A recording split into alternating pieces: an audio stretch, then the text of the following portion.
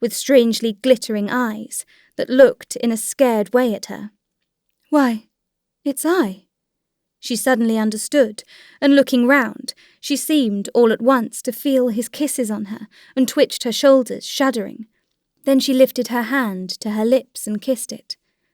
"What is it? Why, I'm going out of my mind." And she went into her bedroom, where Anushka was tidying the room. "Anushka," she said, coming to a standstill before her, and she stared at the maid, not knowing what to say to her. "You meant to go and see Darya Alexandrovna," said the girl, as though she understood. "Darya Alexandrovna? Yes, I'll go. 15 minutes there, 15 minutes back. He's coming, he'll be here soon." She took out her watch and looked at it. "But how could he go away, leaving me in such a state? How can he live without making it up to me?" She went to the window and began looking into the street. Judging by the time, he might be back now, but her calculations might be wrong, and she began once more to recall when he had started and to count the minutes. At the moment when she had moved away to the big clock to compare it with her watch, someone drove up. Glancing out of the window, she saw his carriage, but no one came upstairs, and voices could be heard below. It was the messenger who had come back in the carriage. She went down to him. "We didn't catch the Count. The Count had driven off on the lower city road." "What do you say? What?" she said to the rosy, good-humoured Mihail as he handed her back her note. "Why then, he has never received it," she thought. "Go with this note to Countess Vronskaya's place, you know, and bring an answer back immediately," she said to the messenger. "And what am I going to do?" she thought. "Yes, I'm going to Dolly's. That's true, or else I shall go out of my mind. Yes, and I can telegraph too." And she wrote a telegram. "I absolutely must talk to you. Come at once." After sending off the telegram, she went to dress. When she was dressed and in her hat, she glanced again into the eyes of the plump, comfortable-looking Anushka. There was unmistakable sympathy in those good-natured little grey eyes. "Anushka, dear, what am I to do?" said Anna, sobbing and sinking helplessly into a chair. "Why fret yourself so, Anna Arkadyevna? Why, there's nothing out of the way. You drive out a little, and it will cheer you up," said the maid. "Yes, I'm going," said Anna, rousing herself and getting up. "And if there's a telegram while I'm away, send it on to Darya Alexandrovna's. But no, I shall be back myself. Yes, I mustn't think. I must do something, drive somewhere, and most of all get out of this house," she said, feeling with terror the strange turmoil going on in her own heart, and she made haste to go out and get into the carriage. "Where to?" asked Pyotr before getting onto the box. "To Znamenka, the Oblonskys."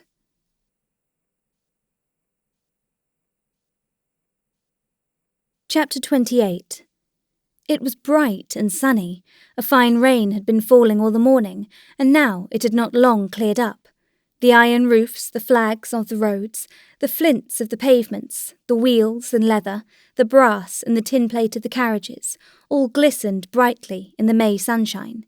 It was 3 o'clock, and the very liveliest time in the streets. As she sat in a corner of the comfortable carriage that hardly swayed on its supple springs, while the greys trotted swiftly in the midst of the unceasing rattle of wheels and the changing impressions in the pure air, Anna ran over the events of the last days, and she saw her position quite differently from how it had seemed at home. Now, the thought of death seemed no longer so terrible and so clear to her, and death itself no longer seemed so inevitable. Now she blamed herself for the humiliation to which she had lowered herself. "I entreat him to forgive me. I have given in to him. I have owned myself in fault. What for? Can't I live without him?" And leaving unanswered the question how she was going to live without him, she fell to reading the signs on the shops. Office and warehouse. Dental surgeon. Yes, I'll tell Dolly all about it. She doesn't like Vronsky. I shall be sick and ashamed, but I'll tell her. She loves me, and I'll follow her advice. I won't give in to him. I won't let him train me as he pleases. Filipov, bun shop. They say they send their dough to Petersburg. The Moscow water is so good for it. Ah, the springs at Mitischchen and the pancakes. And she remembered how, long, long ago, when she was a girl of 17, she had gone with her aunt to Troitsa, riding too. Was that really me, with red hands? How much that seemed to me then splendid and out of reach has become worthless, while what I had then has gone out of my reach forever. Could I ever have believed then that I could come to such humiliation? How conceited and self-satisfied he will be when he gets my note, but I will show him. How horrid that paint smells! Why is it they're always painting and building? Mode et robe, she read. A man bowed to her. It was Anushka's husband. Our parasites. She remembered how Vronsky had said that. Our? Why our? What's so awful is that one can't tear up the past by its roots. One can't tear it out, but one can hide one's memory of it. And I'll hide it. And then she thought of her past with Alex Alexandrovich, of how she had blotted the memory of it out of her life. Dolly will think I'm leaving my second husband, and so I certainly must be in the wrong. As if I cared to be right, I can't help it, she said, and she wanted to cry. But at once she fell to wondering what those two girls could be smiling about. Love, most likely. They don't know how dreary it is, how low. The boulevard and the children, 3 boys running, playing at horses, Seriosha, and I'm losing everything and not getting him back.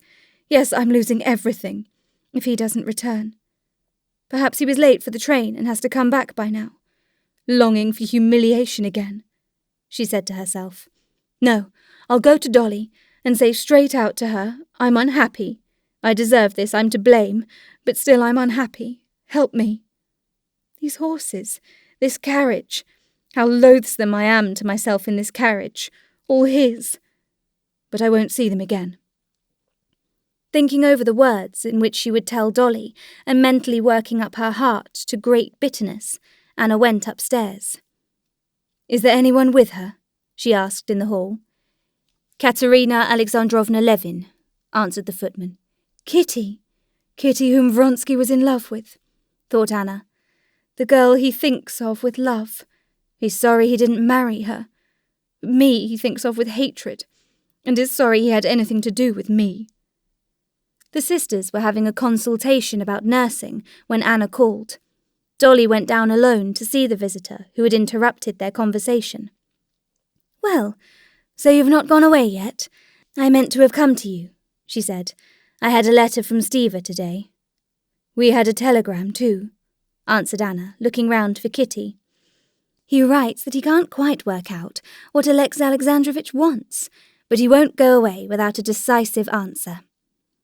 I thought you had someone with you. Can I see the letter? Yes, Kitty, said Dolly, embarrassed. She stayed in the nursery. She has been very ill. So I heard. May I see the letter?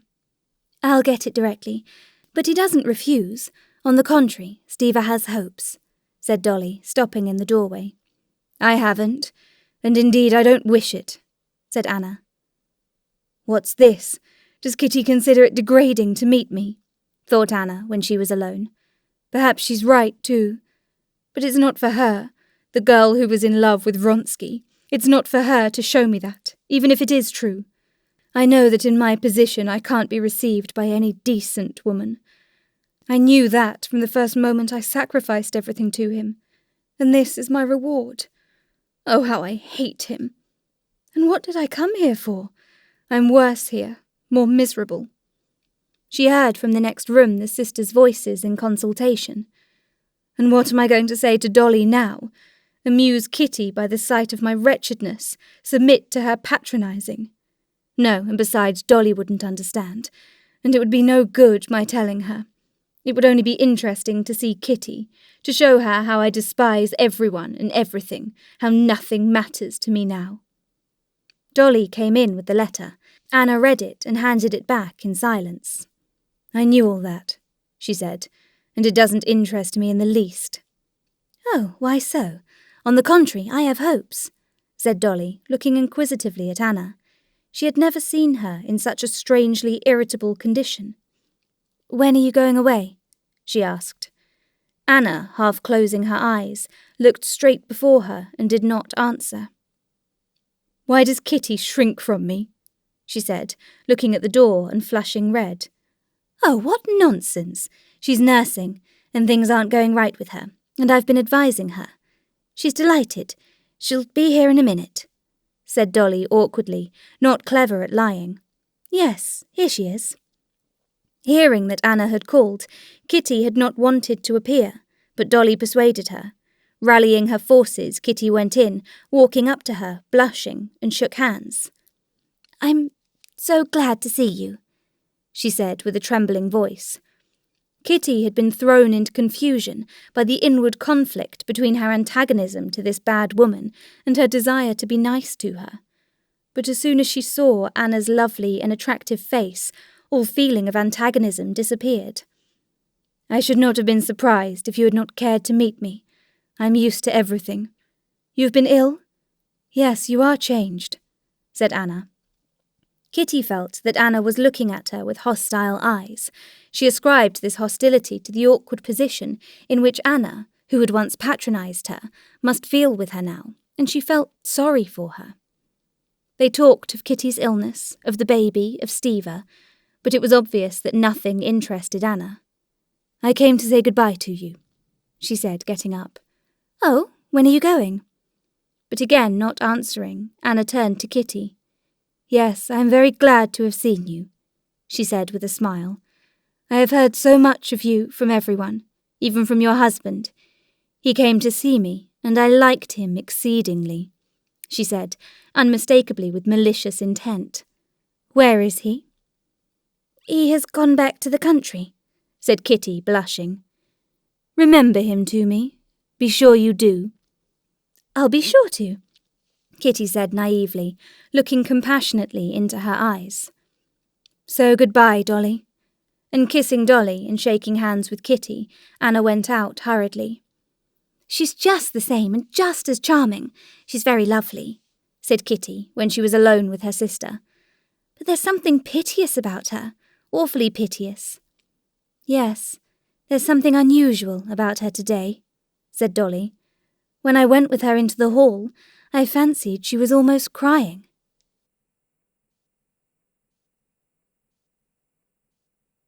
Chapter 29. Anna got into the carriage again in an even worse frame of mind than when she set out from home. To her previous tortures was added now that sense of mortification and of being an outcast, which she had felt so distinctly on meeting Kitty. "Where to? Home?"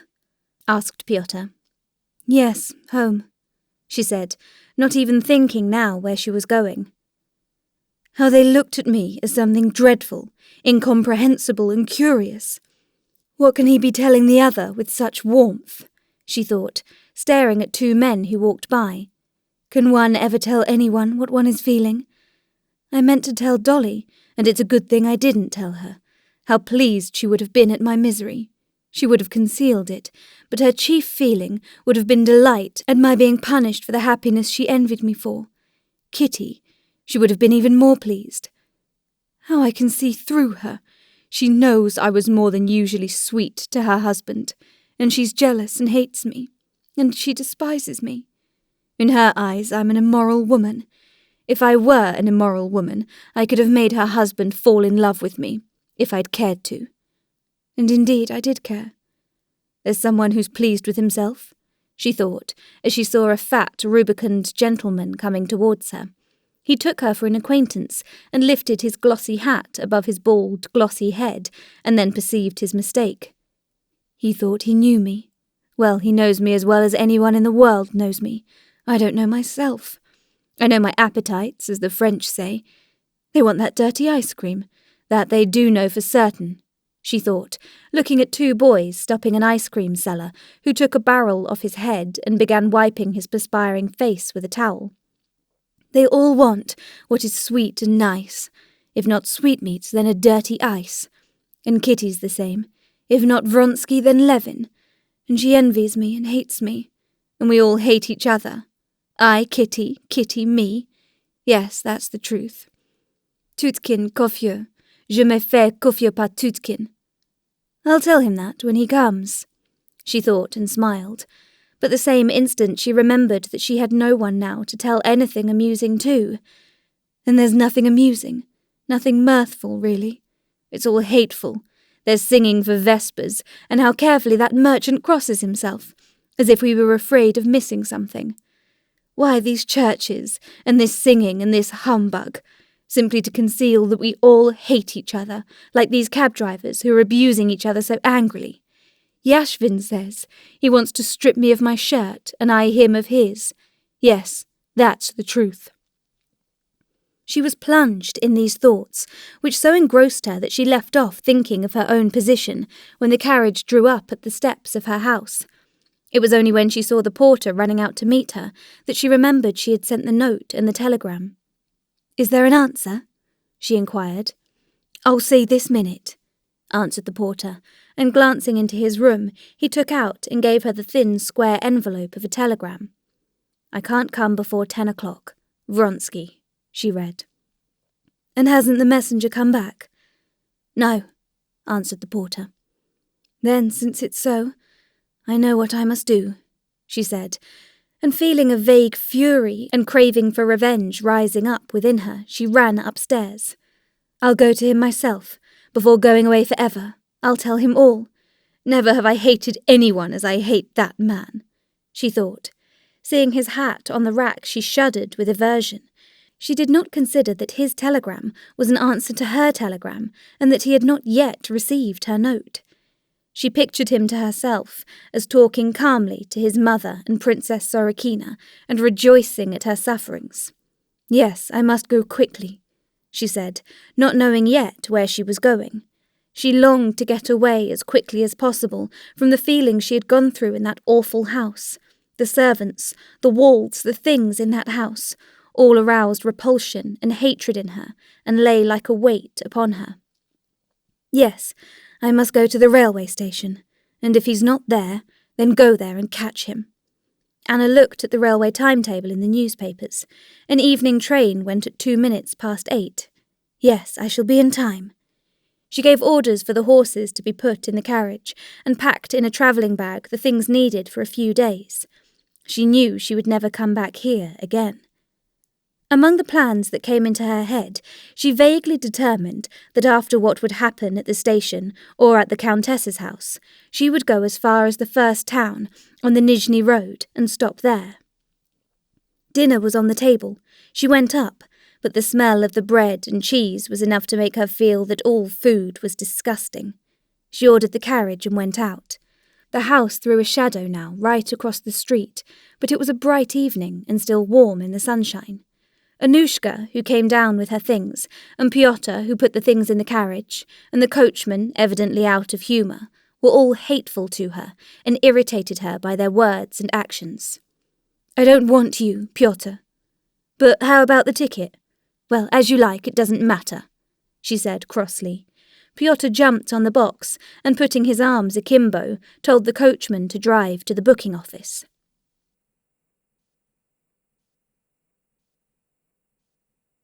Chapter 30. "Here it is again. Again I understand it all," Anna said to herself, as soon as the carriage had started and, swaying lightly, rumbled over the tiny cobbles of the paved road, and again one impression followed rapidly upon another. Yes, what was the last thing I thought of so clearly? She tried to recall it. Tutkin Koifer? No, not that. Yes, of what Yashvin says. The struggle for existence and hatred is the one thing that holds men together. "No, it's a useless journey you're making," she said, mentally addressing a party in a coach and four, evidently going for an excursion into the country. "And the dog you're taking with you will be no help to you. You can't get away from yourselves." Turning her eyes in the direction Pyotr had turned to look, she saw a factory hand, almost dead drunk, with hanging head, being led away by a policeman. "Come, he's found a quicker way," she thought. "Count Vronsky and I did not find that happiness either, though we expected so much from it." And now, for the first time, Anna turned that glaring light in which she was seeing everything onto her relations with him, which she had hitherto avoided thinking about. What was it he sought in me? Not love, so much as the satisfaction of vanity. She remembered his words, the expression of his face that recalled an abject setter dog in the early days of their connection. And everything now confirmed this. Yes, there was the triumph of success in him. Of course there was love too, but the chief element was the pride of success. He boasted of me. Now that's over. There's nothing to be proud of. Not to be proud of, but to be ashamed of. He has taken from me all he could, and now I am no use to him. He is weary of me, and trying not to be dishonourable in his behaviour to me. He let that out yesterday. He wants divorce and marriage so as to burn his ships. He loves me, but how? The zest is gone, as the English say. That fellow wants everyone to admire him and is very much pleased with himself, she thought, looking at a red-faced clerk sitting on a riding-school horse. Yes, there's not the same flavour about me for him now. If I go away from him, at the bottom of his heart he will be glad. This was not mere supposition. She saw it distinctly in the piercing light, which revealed to her now the meaning of life and human relations. My love keeps growing more passionate and egoistic, while his is waning, and that's why we're drifting apart, she went on, musing. And there's no help for it. He is everything for me, and I want him more and more to give himself up to me entirely, and he wants more and more to get away from me. We walked to meet each other up to the time of our love, and then we have been irresistibly drifting in different directions. And there's no altering that. He tells me I'm insanely jealous, and I have told myself that I am insanely jealous. But it's not true. I'm not jealous, but I'm unsatisfied. But... She opened her lips and shifted her place in the carriage in excitement, aroused by the thought that suddenly struck her. If I could be anything but a mistress, passionately caring for nothing but his caresses. But I can't, and I don't care to be anything else. And by that desire I rouse aversion in him, and he rouses fury in me, and it cannot be different. Don't I know that he wouldn't deceive me, that he has no schemes about Princess Sorokina, that he's not in love with Kitty, that he won't desert me? I know all that, but it makes it no better for me. If, without loving me, from duty he'll be good and kind to me, without what I want, that's 1,000 times worse than unkindness. That's hell. And that's just how it is. For a long while now he hasn't loved me, and where love ends, hate begins. I don't know these streets at all. Hills, it seems, and still houses and houses, and in the houses always people and people. How many of them? No end, all hating each other. Come, let me try and think what I want, to make me happy. Well, suppose I am divorced, and Alexei Alexandrovitch lets me have Seriosha, and I marry Vronsky. Thinking of Alexei Alexandrovitch, she at once pictured him with extraordinary vividness, as though he were alive before her, with his mild, lifeless, dull eyes, the blue veins in his white hands, his intonations and the cracking of his fingers. And remembering the feeling which had existed between them, and which was also called love, she shuddered with loathing. Well, I'm divorced, and become Vronsky's wife. Well, will Kitty cease looking at me as she looked at me today? No. And will Seriosha leave off asking and wondering about my 2 husbands? And is there any new feeling I can awaken between Vronsky and me? Is there possible, if not happiness, some sort of ease from misery? No. No, she answered now without the slightest hesitation. Impossible. We are drawn apart by life, and I make his unhappiness and he mine, and there's no altering him for me. Every attempt has been made, the screw has come unscrewed. Oh, a beggar woman with a baby. She thinks I'm sorry for her. Aren't we all flung into the world only to hate each other, and so to torture ourselves and each other? Schoolboys coming. Laughing, Seriosha? She thought. I thought, too, that I loved him, and used to be touched by my own tenderness. But I have lived without him. I gave him up for another love, and did not regret the exchange till that love was satisfied. And with loathing she thought of what she meant by that love, and the clearness with which she saw her life now, her own and all men's, was a pleasure to her. It's so with me and Pyotr, and the coachman, Fyodor, and that merchant, and all the people living along the Volga, where those placards invite one to go, and everywhere and always, she thought, when she had driven under the low-pitched roof of the Nizhigorod station, and the porters ran to meet her. "A ticket to a Birilovka?" said Pyotr. She had utterly forgotten where and why she was going, and only by a great effort she understood the question. "Yes," she said, handing him her purse, and taking a little red bag in her hand, she got out of the carriage. Making her way through the crowd to the first-class waiting room, she gradually recollected all the details of her position and the plans between which she was hesitating. And again, at the old sore places, hope and then despair poisoned the wounds of her tortured, fearfully throbbing heart. As she sat on the star-shaped sofa waiting for the train, she gazed with aversion at the people coming and going. They were all hateful to her, and thought how she would arrive at the station, would write him a note, and what she would write to him, and how he was at this moment complaining to his mother of his position, not understanding her sufferings, and how she would go into the room, and what she would say to him. Then she thought that life might still be happy, and how miserably she loved and hated him, and how fearfully her heart was beating.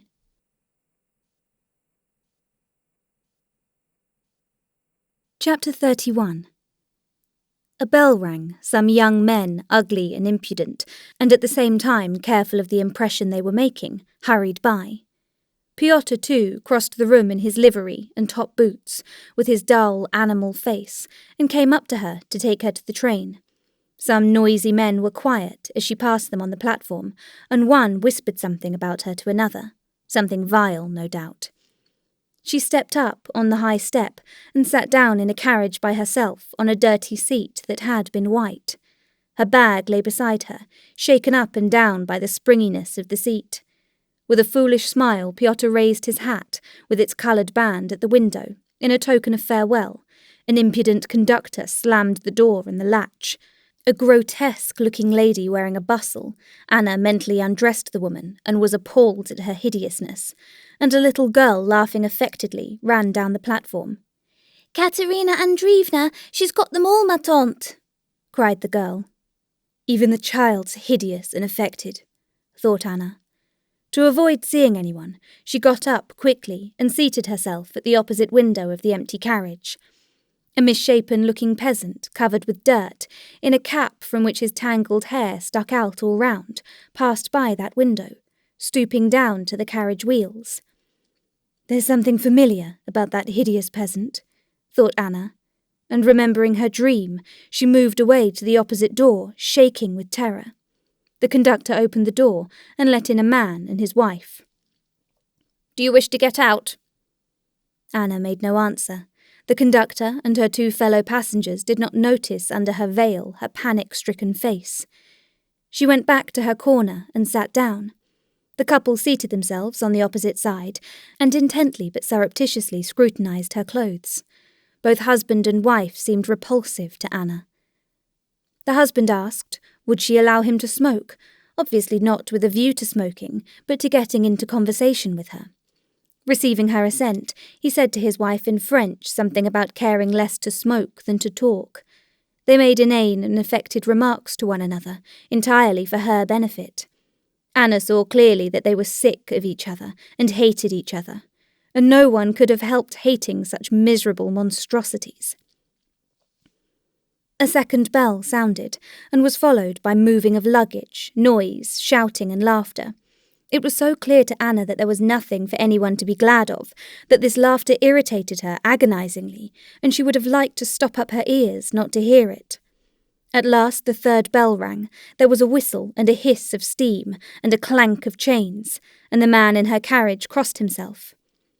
It would be interesting to ask him what meaning he attaches to that, thought Anna, looking angrily at him. She looked past the lady, out of the window at the people who seemed whirling by as they ran beside the train or stood on the platform.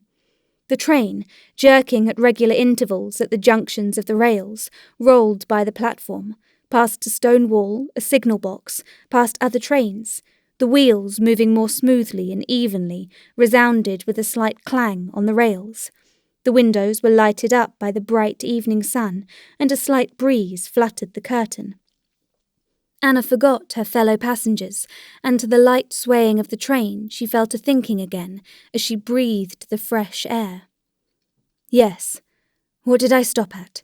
That I couldn't conceive a position in which life would not be a misery, that we are all created to be miserable, and that we all know it, and all invent means of deceiving each other. When one sees the truth, what is one to do? That's what reason is given man for, to escape from what worries him, said the lady in French, lisping affectedly, and obviously pleased with her phrase. The words seemed an answer to Anna's thoughts.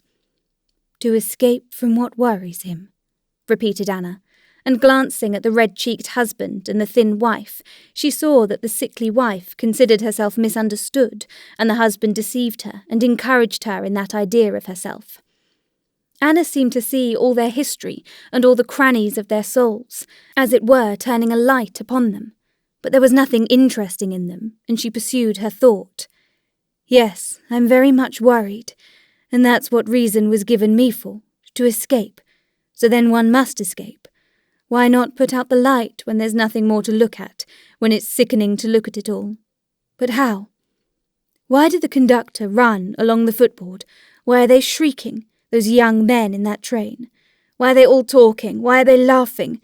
It's all falsehood, all lying, all humbug, all cruelty. When the train came into the station, Anna got out into the crowd of passengers, and moving apart from them as if they were leopards, she stood on the platform, trying to think what she had come here for, and what she meant to do. Everything that had seemed to her possible before was now so difficult to consider, especially in this noisy crowd of hideous people who would not leave her alone. One moment porters ran up to her proffering their services, then young men clacking their heels on the planks of the platform and talking loudly stared at her. People meeting her dodged past on the wrong side. Remembering that she had meant to go on further, if there were no answer, she stopped a porter and asked if her coachman were not here with a note from Count Vronsky. "Count Vronsky? They sent up here from the Vronskys just this minute to meet Princess Sorokina and her daughter. And what is the coachman like?" Just as she was talking to the porter, the coachman, Mihail, red and cheerful in his smart blue coat and chain, evidently proud of having so successfully performed his commission, came up to her and gave her a letter. She broke it open, and her heart ached before she had read it. "I am very sorry your note did not reach me. I will be home at 10. Vronsky had written carelessly. "Yes, that's what I expected," she said to herself with an evil smile. "Very good. You can go home then," she said softly, addressing Mihail. She spoke softly because the rapidity of her heart's beating hindered her breathing. "No, I won't let you make me miserable," she thought menacingly, addressing not him, not herself, but the power that made her suffer, and she walked along the platform. Two maidservants walking along the platform turned their heads, staring at her and making some remarks about her dress. "Real," they said of the lace she was wearing. The young men would not leave her in peace.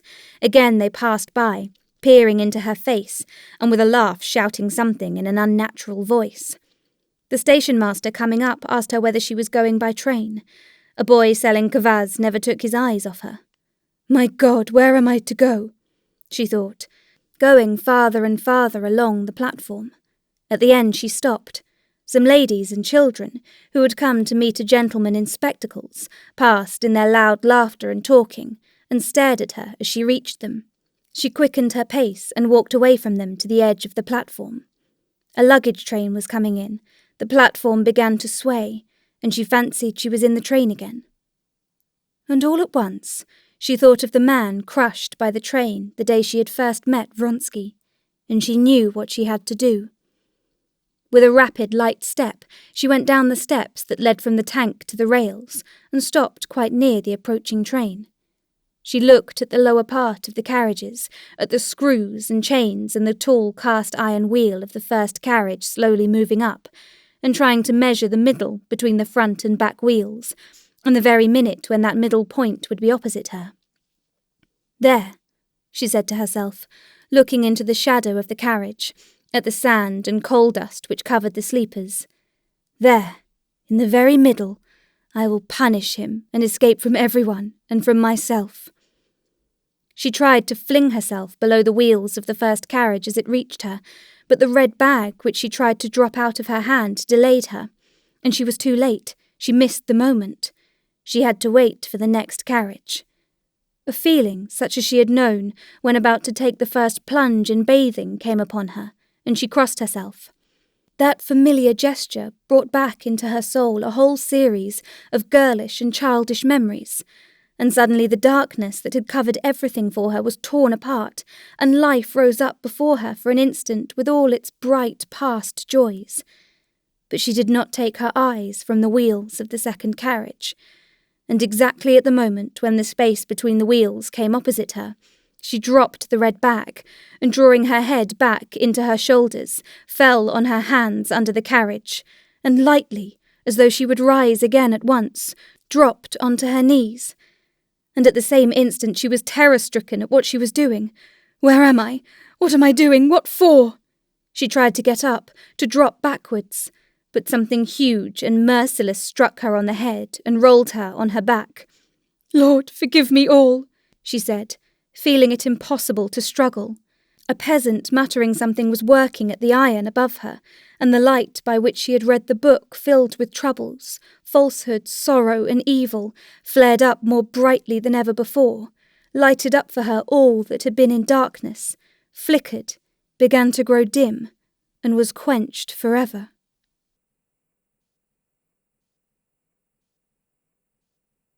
Part 8. Chapter 1. Almost 2 months had passed. The hot summer was half over, but Sergei Ivanovich was only just preparing to leave Moscow.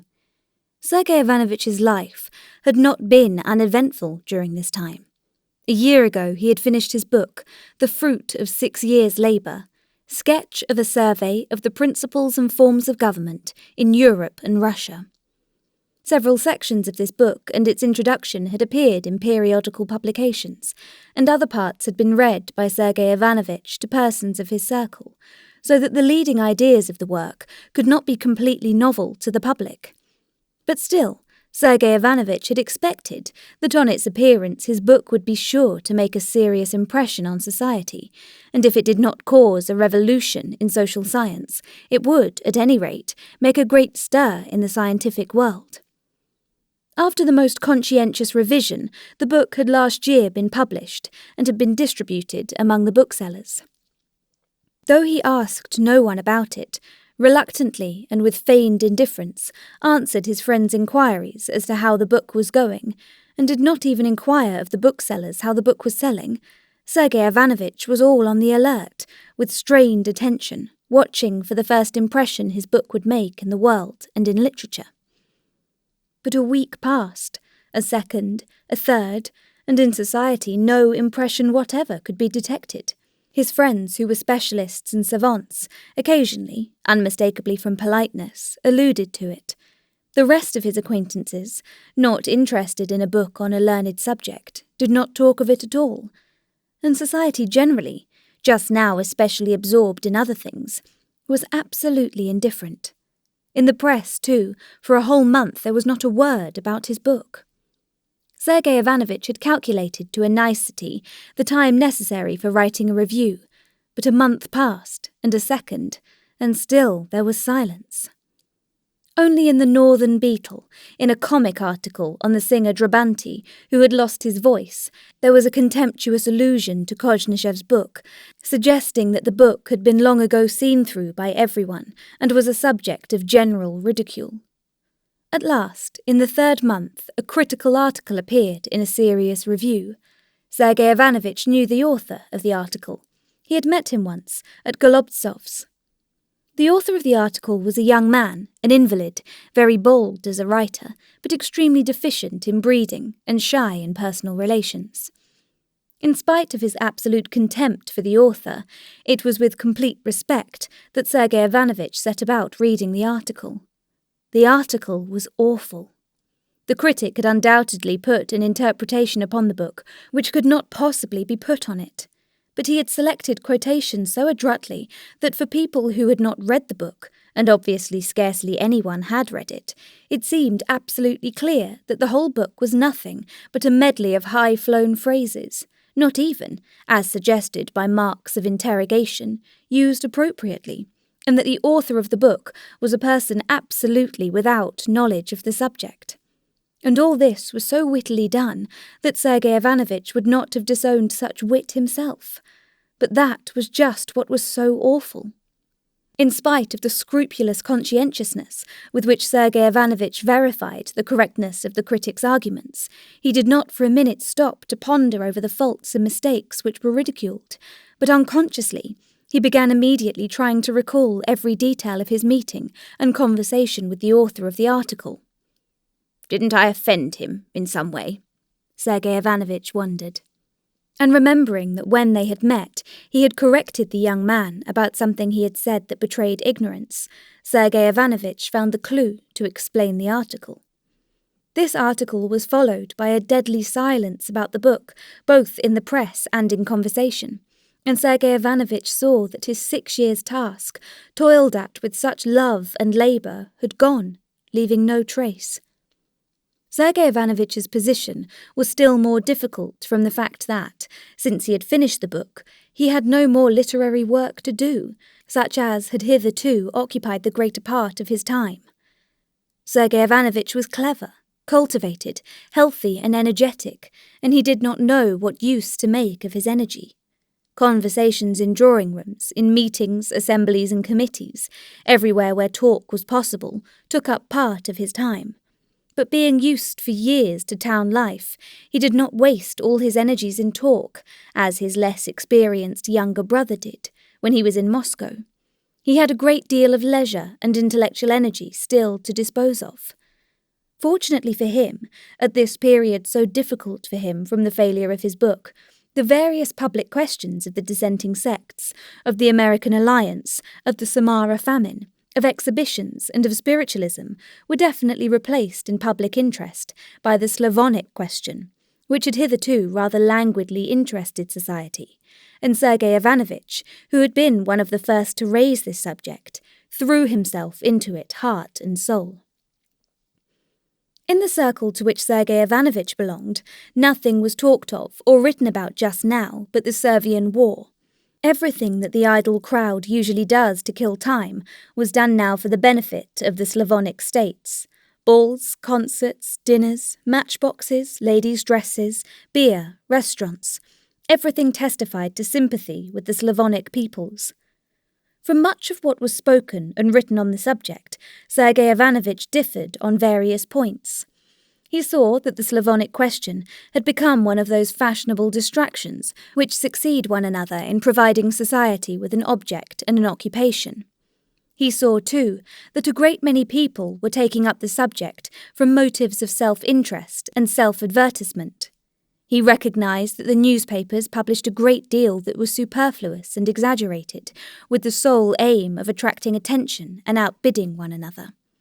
He saw that in this general movement, those who thrust themselves most forward and shouted the loudest were men who had failed and were smarting under a sense of injury, generals without armies, ministers not in the ministry, journalists not on any paper, party leaders without followers.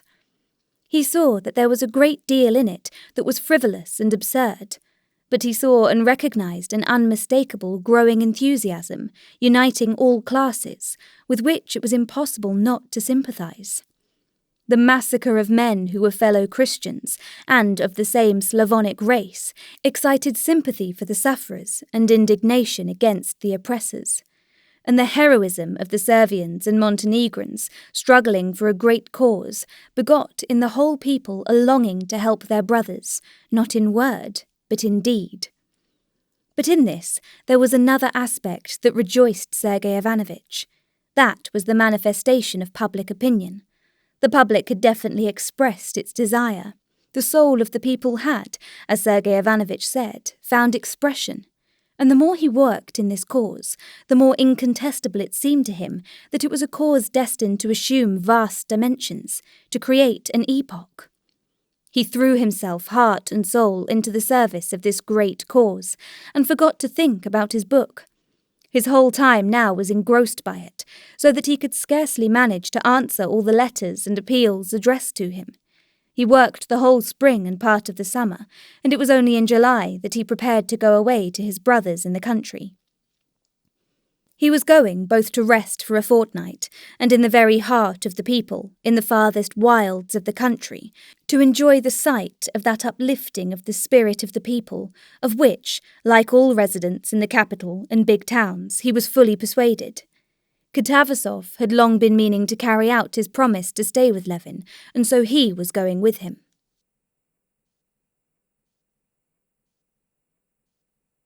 Chapter 2. Sergei Ivanovich and Katavasov had only just reached the station of the Kursk line, which was particularly busy and full of people that day, when, looking round for the groom who was following with their things, they saw a party of volunteers driving up in 4 cabs. Ladies met them with bouquets of flowers, and followed by the rushing crowd, they went into the station. One of the ladies, who had met the volunteers, came out of the hall and addressed Sergei Ivanovich. "You too come to see them off?" she asked in French.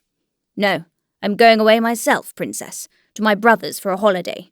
Do you always see them off?" said Sergei Ivanovich with a hardly perceptible smile. "Oh, that would be impossible," answered the Princess. "Is it true that 800 have been sent from us already? Malvinsky wouldn't believe me." "More than 800. If you reckon those who have been sent not directly from Moscow, over 1,000, answered Sergei Ivanovich. "There, that's just what I said," exclaimed the lady. "And it's true, too, I suppose, that more than 1 million has been subscribed?" "Yes, Princess." "What do you say to today's telegram? Beaten the Turks again?" "Yes, so I saw," answered Sergei Ivanovich. They were speaking of the last telegram, stating that the Turks had been for 3 days in succession, beaten on all points and put to flight, and that tomorrow a decisive engagement was expected. "Ah, by the way, a splendid young fellow has asked leave to go, and they've made some difficulty. I don't know why. I meant to ask you. I know him. Please, write a note about his case. He's being sent by Countess Lydia Ivanovna." Sergei Ivanovich asked for all the details the princess knew about the young man, and going into the first-class waiting room, wrote a note to the person on whom the granting of leave of absence depended, and handed it to the princess. "You know Count Vronsky, the notorious one, is going by this train?" said the princess, with a smile full of triumph and meaning, when he found her again and gave her the letter. "I heard he was going, but I did not know when. By this train?" "I've seen him. He's here. There's only his mother seeing him off. It's the best thing, anyway, that he could do." "Oh, yes, of course." While they were talking, the crowd streamed by them into the dining room. They went forward, too, and heard a gentleman with a glass in his hand delivering a loud discourse to the volunteers. "In service of religion, humanity, and our brothers," the gentleman said, his voice growing louder and louder, "to this great cause, Mother Moscow dedicates you with her blessing. Jivio!" he concluded, loudly and tearfully. Everyone shouted Jivio, and a fresh crowd dashed into the hall, almost carrying the princess off her legs. "Ah, Princess, that was something like," said Stefan Arkadyevitch, suddenly appearing in the middle of the crowd and beaming upon them with a delighted smile. "Capitally, warmly said, wasn't it? Bravo! And Sergei Ivanovich! Why, you ought to have said something. Just a few words, you know, to encourage them. You do that so well," he added, with a soft, respectful and discreet smile, moving Sergei Ivanovich forward a little by the arm. "No, I'm just off." "Where to?" "To the country, to my brother's," answered Sergei Ivanovich. "Then you'll see my wife. I've written to her, but you'll see her first. Please tell her that they've seen me and that it's all right, as the English say. She'll understand. Oh, and be so good as to tell her I'm appointed secretary of the committee, but she'll understand. You know, les petites mésières de la vie humaine," he said, as it were apologizing to the princess. And Princess Myakaya, not Liza, but Bibish, is sending 1,000 guns and 12 nurses. Did I tell you? Yes, I heard so, answered Kozhnishev indifferently. It's a pity you're going away, said Stefan Arkadyevitch. Tomorrow we're giving a dinner to two who are setting off, Dima Bartnyansky from Petersburg and our Veslovsky, Grisha. They're both going. Veslovsky's only lately married. There's a fine fellow for you, eh, Princess? He turned to the lady. The princess looked at Kozhnishev without replying, but the fact that Sergei Ivanovich and the princess seemed anxious to get rid of him did not in the least disconcert Stefan Arkadyevitch. Smiling, he stared at the feather in the princess's hat and then about him, as though he were going to pick something up. Seeing a lady approaching with a collecting box, he beckoned her up and put in a 5-ruble note. I can never see these collecting boxes unmoved while I've money in my pocket, he said. And how about today's telegram? Fine chaps, those Montenegrins. You don't say so, he cried, when the princess told him that Vronsky was going by this train. For an instant, Stefan Arkadyevitch's face looked sad, but a minute later, when, stroking his moustaches and swinging as he walked, he went into the hall where Vronsky was, he had completely forgotten his own despairing sobs over his sister's corpse, and he saw in Vronsky only a hero and an old friend. With all his faults, one can't refuse to do him justice, said the princess to Sergei Ivanovich as soon as Stefan Arkadyevitch had left them. What a typically Russian Slav nature. Only I'm afraid it won't be pleasant for Vronsky to see him. Say what you will, I'm touched by that man's fate. Do talk to him a little on the way, said the princess. Yes, perhaps, if it happens so. I never liked him, but this atones for a great deal. He's not merely going himself, he's taking a squadron at his own expense. Yes, so I heard. A bell sounded. Everyone crowded to the doors. Here he is, said the princess, indicating Vronsky, who, with his mother on his arm, walked by, wearing a long overcoat and wide-brimmed black hat. Oblonsky was walking beside him, talking eagerly of something. Vronsky was frowning and looking straight before him, as though he did not hear what Stefan Arkadyevitch was saying. Probably on Oblonsky's pointing them out, he looked round in the direction where the princess and Sergei Ivanovich were standing, and without speaking lifted his hat.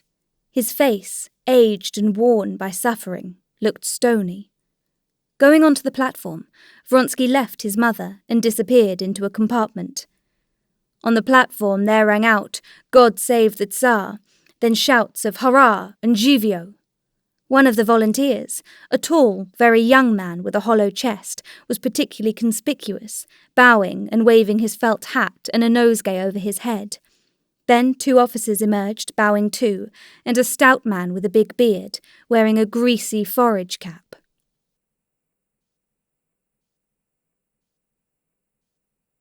Chapter 3. Saying goodbye to the princess, Sergei Ivanovich was joined by Katavasov. Together they got into a carriage full to overflowing, and the train started. At Tsaritsino station, the train was met by a chorus of young men singing Hail to Thee. Again, the volunteers bowed and poked their heads out, but Sergei Ivanovich paid no attention to them.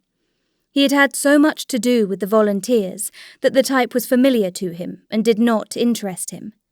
Katavasov, whose scientific work had prevented his having a chance of observing them hitherto, was very much interested in them and questioned Sergei Ivanovich. Sergei Ivanovich advised him to go into the 2nd class and talk to them himself. At the next station, Katavasov acted on this suggestion. At the first stop, he moved into the 2nd class and made the acquaintance of the volunteers.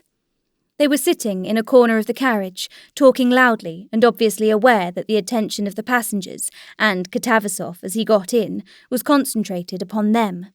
More loudly than all talked the tall, hollow-chested young man. He was unmistakably tipsy and was relating some story that had occurred at his school. Facing him sat a middle-aged officer in the Austrian military jacket of the guard's uniform. He was listening with a smile to the hollow-chested youth and occasionally pulling him up. The third, in an artillery uniform, was sitting on a box beside them.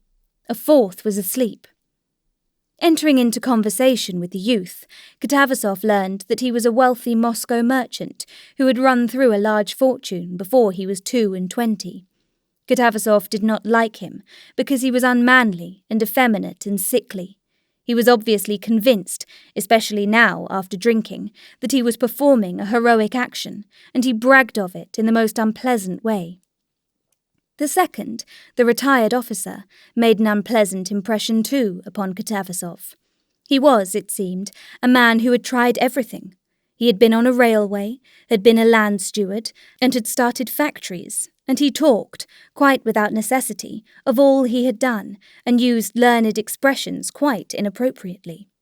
The third, the artilleryman, on the contrary, struck Katavasov very favourably. He was a quiet, modest fellow, unmistakably impressed by the knowledge of the officer and the heroic self-sacrifice of the merchant, and saying nothing about himself. When Katavasov asked him what had impelled him to go to Servia, he answered modestly, "Oh, well, everyone's going. The Servians want help too. I'm sorry for them." "Yes, you artillerymen especially are scarce there," said Katavasov. "Oh, I wasn't long in the artillery. Maybe they'll put me into the infantry or the cavalry." "Into the infantry, when they need artillery more than anything?" said Katavasov, fancying from the artilleryman's apparent age that he must have reached a fairly high grade. "I wasn't long in the artillery. I'm a cadet retired," he said, and he began to explain how he had failed in his examination. All of this together made a disagreeable impression on Katavasov, and when the volunteers got out at a station for a drink, Katavasov would have liked to compare his unfavourable impression in conversation with someone. There was an old man in the carriage, wearing a military overcoat, who had been listening all the while to Katavasov's conversation with the volunteers. When they were left alone, Katavasov addressed him. "What different positions they come from, all those fellows who are going off there," Katavasov said vaguely, not wishing to express his own opinion, and at the same time anxious to find out the old man's views. The old man was an officer who had judged on 2 campaigns.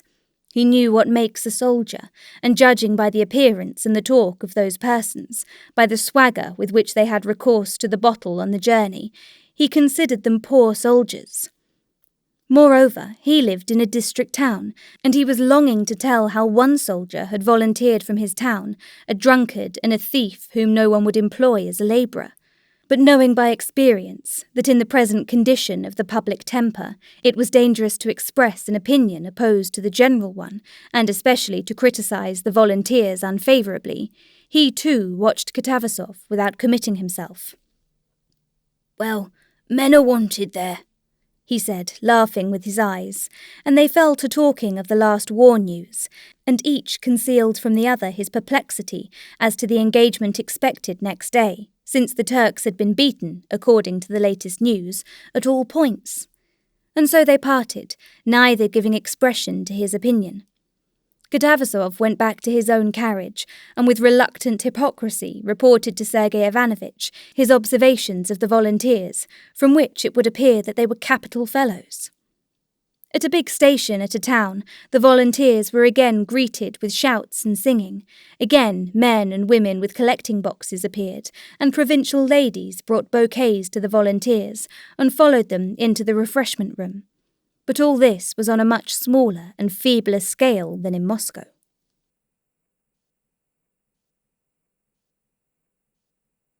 Chapter 4. While the train was stopping at the provincial town, Sergei Ivanovich did not go to the refreshment room, but walked up and down the platform. The first time he passed Vronsky's compartment, he noticed that the curtain was drawn over the window, but as he passed it the second time, he saw the old countess at the window. She beckoned to Kozhnishev. "I'm going, you see, taking him as far as Kursk," she said. "Yes, so I heard," said Sergei Ivanovich, standing at her window and peeping in. "What a noble act on his part," he added, noticing that Vronsky was not in the compartment. "Yes, after his misfortune, what was there for him to do?" "What a terrible thing it was," said Sergei Ivanovich. What I have been through. But do get in. Ah, what I have been through," she repeated, when Sergei Ivanovich had got in and sat down beside her. You can't conceive it. For 6 weeks he did not speak to anyone, and would not touch food except when I implored him, and not for 1 minute could we leave him alone. We took away everything he could have used against himself. We lived on the ground floor, but there was no reckoning on anything. You know, of course, that he had shot himself once already on her account," she said, and the old lady's eyelashes twitched at the recollection. "Yes, hers was the fitting end for such a woman. Even the death she chose was low and vulgar." "It's not for us to judge, Countess," said Sergei Ivanovich, "but I can understand that it has been very hard for you." "Oh, don't speak of it. I was staying on my estate, and he was with me. A note was brought him. He wrote an answer and sent it off. We hadn't an idea that she was close by at the station. In the evening, I had only just gone to my room when my Mary told me a lady had thrown herself under the train. Something seemed to strike me at once. I knew it was she. The first thing I said was he was not to be told. But they'd told him already. His coachman was there and saw it all. When I ran into his room, he was beside himself. It was fearful to see him. He didn't say a word, but galloped off there. I don't know to this day what happened there, but he was brought back at death's door. I shouldn't have known him. Prostration complete, the doctor said. And that was followed almost by madness. Oh, why talk of it?" said the Countess with a wave of her hand. "It was an awful time. No, say what you will, she was a bad woman. Why, what is the meaning of such desperate passions? It was all to show herself something out of the way. Well, and that she did do. She brought herself to ruin, and 2 good men, her husband and my unhappy son." "And what did her husband do?" asked Sergei Ivanovich. "He has taken her daughter. Alexei was ready to agree to anything at first. Now it worries him terribly that he should have given his own child away to another man. But he can't take back his word. Karenina came to the funeral, but we tried to prevent his meeting Alexei. For him, for her husband, it was easier anyway. She had set him free. But my poor son was utterly given up to her. He had thrown up everything, his career, me, and even then she had no mercy on him. But of set purpose she made his ruin complete. Now say what you will, her very death was the death of a vile woman of no religious feeling. God forgive me, but I can't help hating the memory of her when I look at my son's misery." "But how is he now?" "It was a blessing from Providence for us, this Servian war. I'm old, and I don't understand the rights and wrongs of it, but it's come as a providential blessing to him. Of course for me, as his mother, it's terrible, and what's worse, they say, ce n'est pas très bien vu à Petersburg. But it can't be helped. It was the one thing that could rouse him. Yashvin, a friend of his, he had lost all he had at cards, and he was going to Servia. He came to see him and persuaded him to go.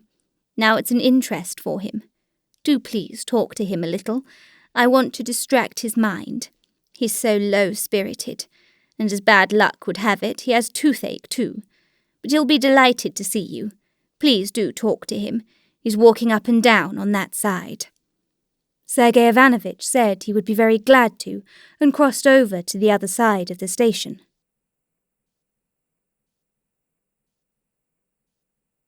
Chapter 5. In the slanting evening shadows cast by the baggage piled up on the platform, Vronsky, in his long overcoat and slouch hat, with his hands in his pockets, strode up and down like a wild beast in a cage, turning sharply after 20 paces. Sergei Ivanovich fancied, as he approached him, that Vronsky saw him but was pretending not to see.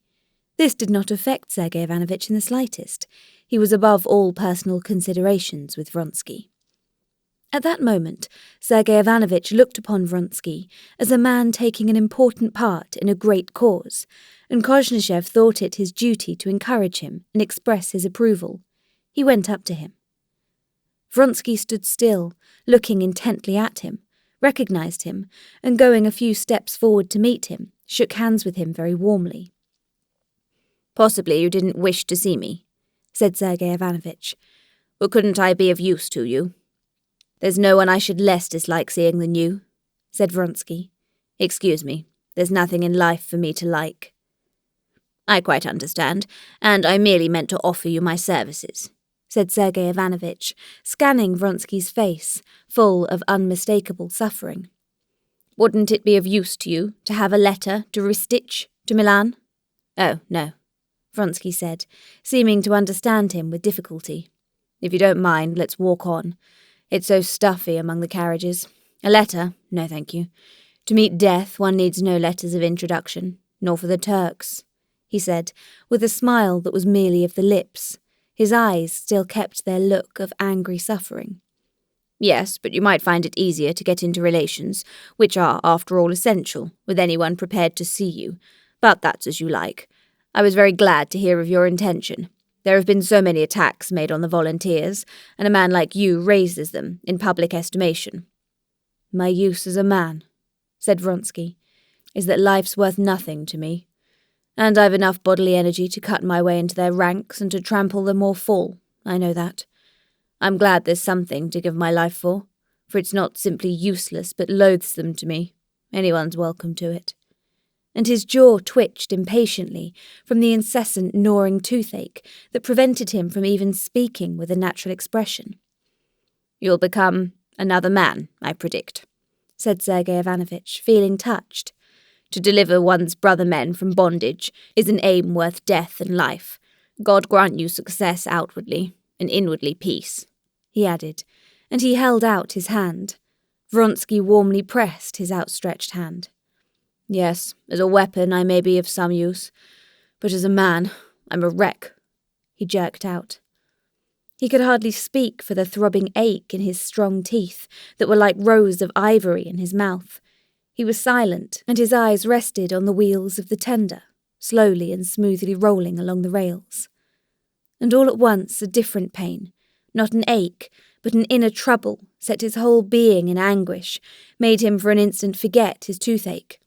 As he glanced at the tender and the rails, under the influence of the conversation with a friend he had not met since his misfortune, he suddenly recalled her, that is, what was left of her, when he had run like one distraught into the cloakroom of the railway station.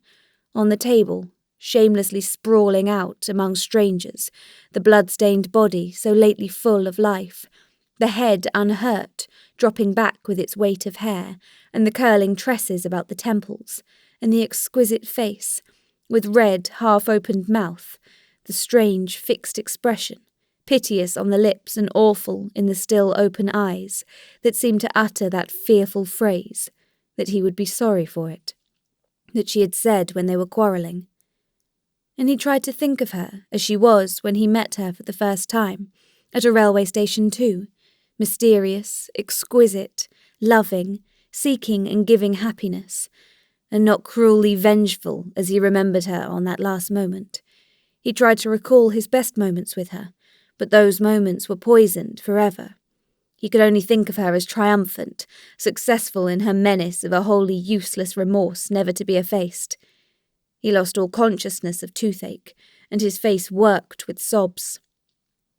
Passing twice up and down beside the baggage in silence, and regaining his self-possession, he addressed Sergei Ivanovich calmly. "You've had no telegrams since yesterday's?" "Yes, driven back for a third time, but a decisive engagement expected for tomorrow." And after talking a little more of King Milan's proclamation, and the immense effect it might have, they parted, going to their carriages on hearing the second bell.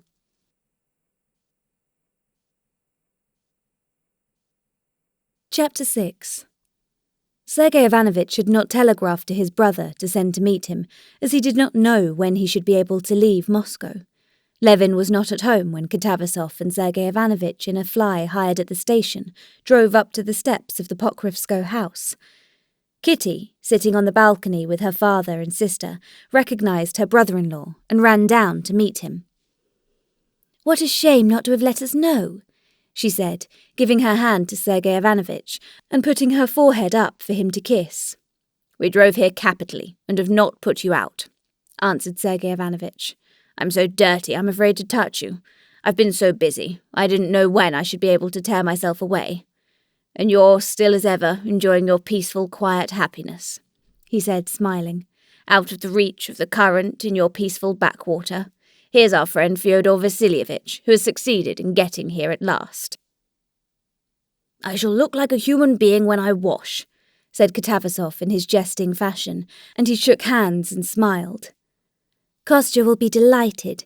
He has gone to his settlement. It's time he should be home. Busy as ever, with his farming. It really is a peaceful backwater, said Katavasov, while we in town think of nothing but the Servian war. Well, how does our friend look at it? He's sure not to think like other people. Oh, I don't know, like everybody else, Kitty answered, a little embarrassed, looking round at Sergei Ivanovitch. I'll send to fetch him. Papa's staying with us. He's only just come home from abroad. And making arrangements to send for Levin and for the guests to wash, one in his room and the other in what had been Dolly's, and giving orders for their luncheon, Kitty ran out onto the balcony, enjoying the freedom, the rapidity of movement, of which she had been deprived during the months of her pregnancy. It's Sergei Ivanovitch and Katavasov, a professor, she said. Oh, that's a bore in this heat, said the prince. No, Papa, he's very nice, and Kostya's very fond of him, Kitty said with a deprecating smile, noticing the irony on her father's face. No, I didn't say anything. You go to them, darling, Kitty said to her sister, and entertain them. They saw Steva at the station. He was quite well, and I must run to Mitya. As ill luck would have it, I haven't fed him since tea. He's awake now and sure to be screaming. And feeling a rush of milk, she hurried to the nursery. This was not a mere guess. Her connection with the child was still so close that she could gauge by the flow of her milk his need for food and knew for certain he was hungry. She knew he was crying before she reached the nursery, and he was indeed crying. She heard him and hastened. But the faster she went, the louder he screamed. It was a fine, healthy scream, hungry and impatient. Has he been screaming long, nurse, very long? Said Kitty hurriedly, sitting herself on a chair and preparing to give the baby the breast. But give him me quickly. Oh, nurse, how tiresome you are. There, tie the cap afterwards, do. The baby's greedy scream was passing into sobs. But you can't manage so, ma'am, said Agafea Mihalovna, who was almost always to be found in the nursery.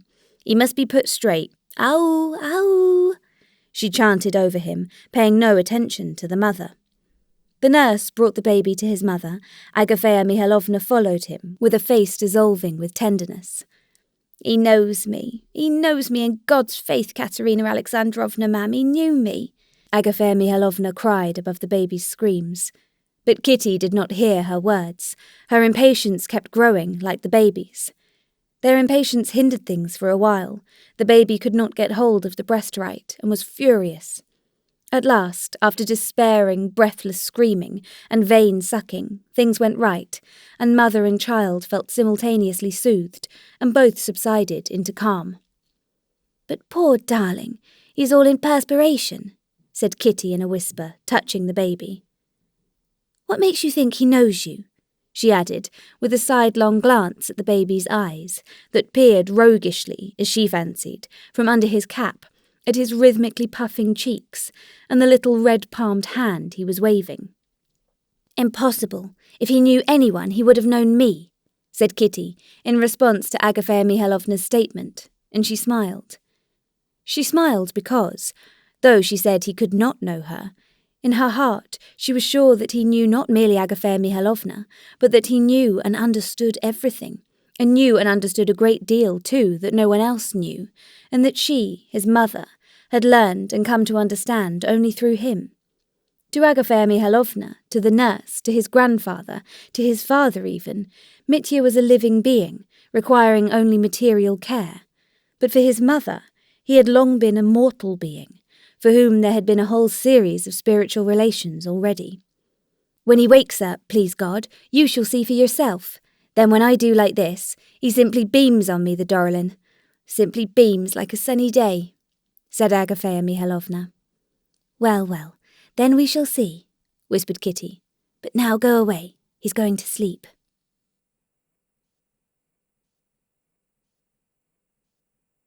Chapter 7. Agafea Mihailovna went out on tiptoe.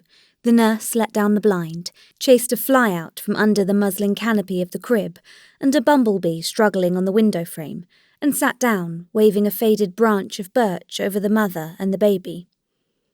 How hot it is. If God could send a drop of rain, she said. Yes, yes, shh, shh, shh, was all Kitty answered, rocking a little and tenderly squeezing the plump little arm, with rolls of fat at the wrist, which Mitya still waved feebly as he opened and shut his eyes. That hand worried Kitty. She longed to kiss the little hand, but was afraid to for fear of waking the baby. At last, the little hand ceased waving, and the eyes closed. Only from time to time, as he went on sucking, the baby raised his long, curly eyelashes and peeped at his mother with wet eyes that looked black in the twilight.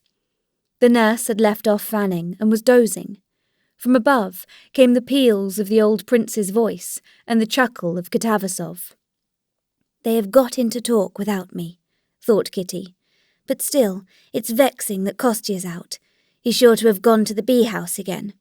Though it's a pity he's there so often, still I'm glad. It distracts his mind. He's become altogether happier and better now than in the spring. He used to be so gloomy and worried that I felt frightened for him. How absurd he is, she whispered, smiling. She knew what worried her husband. It was his unbelief. Although, if she had been asked whether she supposed that in the future life, if he did not believe, he would be damned, she would have had to admit that he would be damned. His unbelief did not cause her unhappiness. And she, confessing that for an unbeliever there can be no salvation, and loving her husband's soul more than anything in the world, thought with a smile of his unbelief, and told herself that he was absurd. What does he keep reading philosophy of some sort for all this year? She wondered. If it's all written in those books, he can understand them. If it's all wrong, why does he read them? He says himself that he would like to believe. Then why is it he doesn't believe? Surely from his thinking so much. And he thinks so much from being solitary. He's always alone, alone. He can't talk about it all to us. I fancy he'll be glad of these visitors, especially Katavasov. He likes discussions with them, she thought, and passed instantly to the consideration of where it would be more convenient to put Katavasov, to sleep alone or to share Sergei Ivanovitch's room. And then an idea suddenly struck her, which made her shudder and even disturb Mitya, who glanced severely at her. I do believe the laundress hasn't sent the washing yet, and all the best sheets are in use. If I don't see to it, Agafea Mihailovna will give Sergei Ivanovitch the wrong sheets. And at the very idea of this, the blood rushed to Kitty's face. Yes, I will arrange it, she decided. And going back to her former thoughts, she remembered that some spiritual question of importance had been interrupted, and she began to recall what. Yes, Kostya, an unbeliever, she thought again with a smile. Well, an unbeliever then. Better let him always be one than like Madame Stahl, or what I tried to be in those days abroad. No, he won't ever sham anything. And a recent instance of his goodness rose vividly to her mind. A fortnight ago, a penitent letter had come from Stefan Arkadyevitch to Dolly. He besought her to save his honour, to sell her estate, to pay his debts. Dolly was in despair. She detested her husband, despised him, pitied him, resolved on a separation, resolved to refuse, but ended by agreeing to sell part of her property. After that, with an irrepressible smile of tenderness, Kitty recalled her husband's shamefaced embarrassment, his repeated awkward efforts to approach the subject, and how at last, having thought of the one means of helping Dolly without wounding her pride, he had suggested to Kitty, what had not occurred to her before, that she should give up her share of the property. He, an unbeliever indeed, with his heart, his dread of offending anyone, even a child. Everything for others, nothing for himself. Sergei Ivanovitch simply considers it as Kostya's duty to be his steward, and it's the same with his sister. Now Dolly and her children are under his guardianship, all these peasants who come to him every day, as though he were bound to be at their service. Yes, only be like your father, only like him, she said, handing Mitya over to the nurse and putting her lips to his cheek.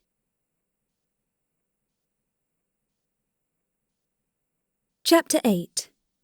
Ever since, by his beloved brother's deathbed, Levin had first glanced into the questions of life and death in the light of these new convictions, as he called them, which had, during the period from his 20th to his 34th year, imperceptibly replaced his childish and youthful beliefs, he had been stricken with horror, not so much of death as of life, without any knowledge of whence and why and how and what it was.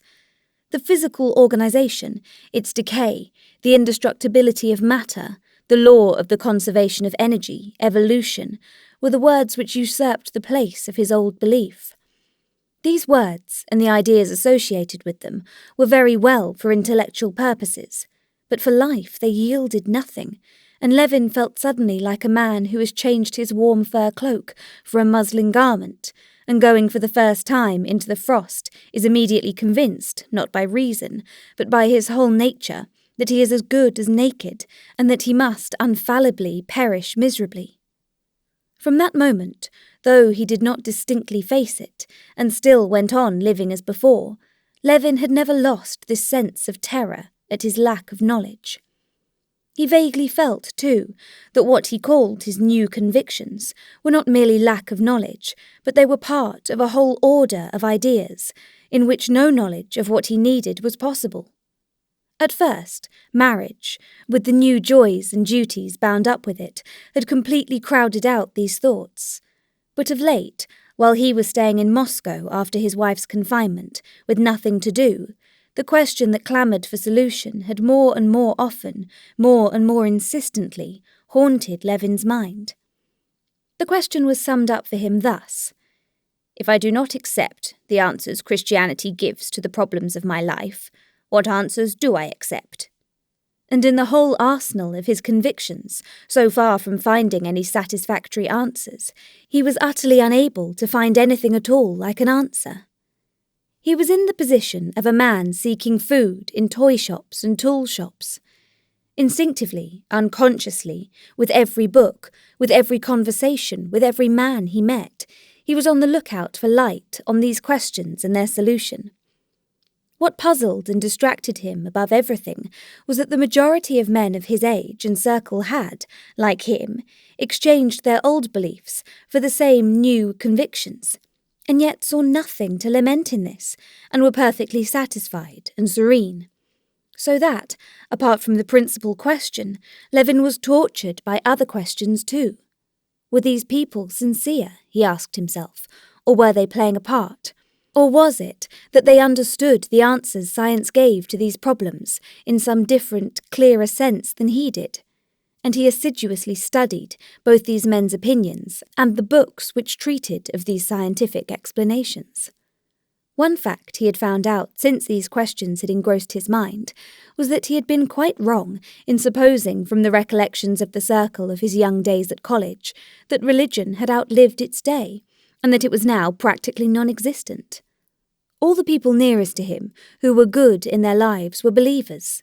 The old prince, and Lvov, whom he liked so much, and Sergei Ivanovitch, and all the women believed, and his wife believed as simply as he had believed in his earliest childhood, and 99/100ths of the Russian people, all the working people for whose life he felt the deepest respect, believed. Another fact of which he became convinced, after reading many scientific books, was that the men who shared his views had no other construction to put on them, and that they gave no explanation of the questions which he felt he could not live without answering, but simply ignored their existence, and attempted to explain other questions of no possible interest to him, such as the evolution of organisms, the materialistic theory of consciousness, and so forth. Moreover, during his wife's confinement, something had happened that seemed extraordinary to him.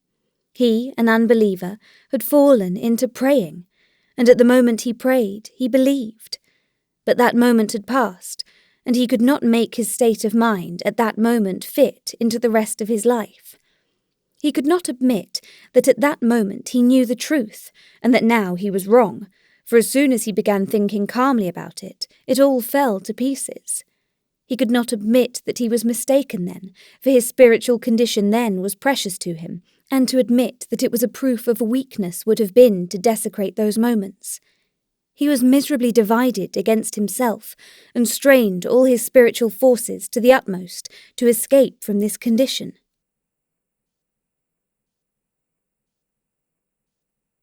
Chapter 9. These doubts fretted and harassed him, growing weaker or stronger from time to time, but never leaving him. He read and thought, and the more he read and the more he thought, the further he felt from the aim he was pursuing.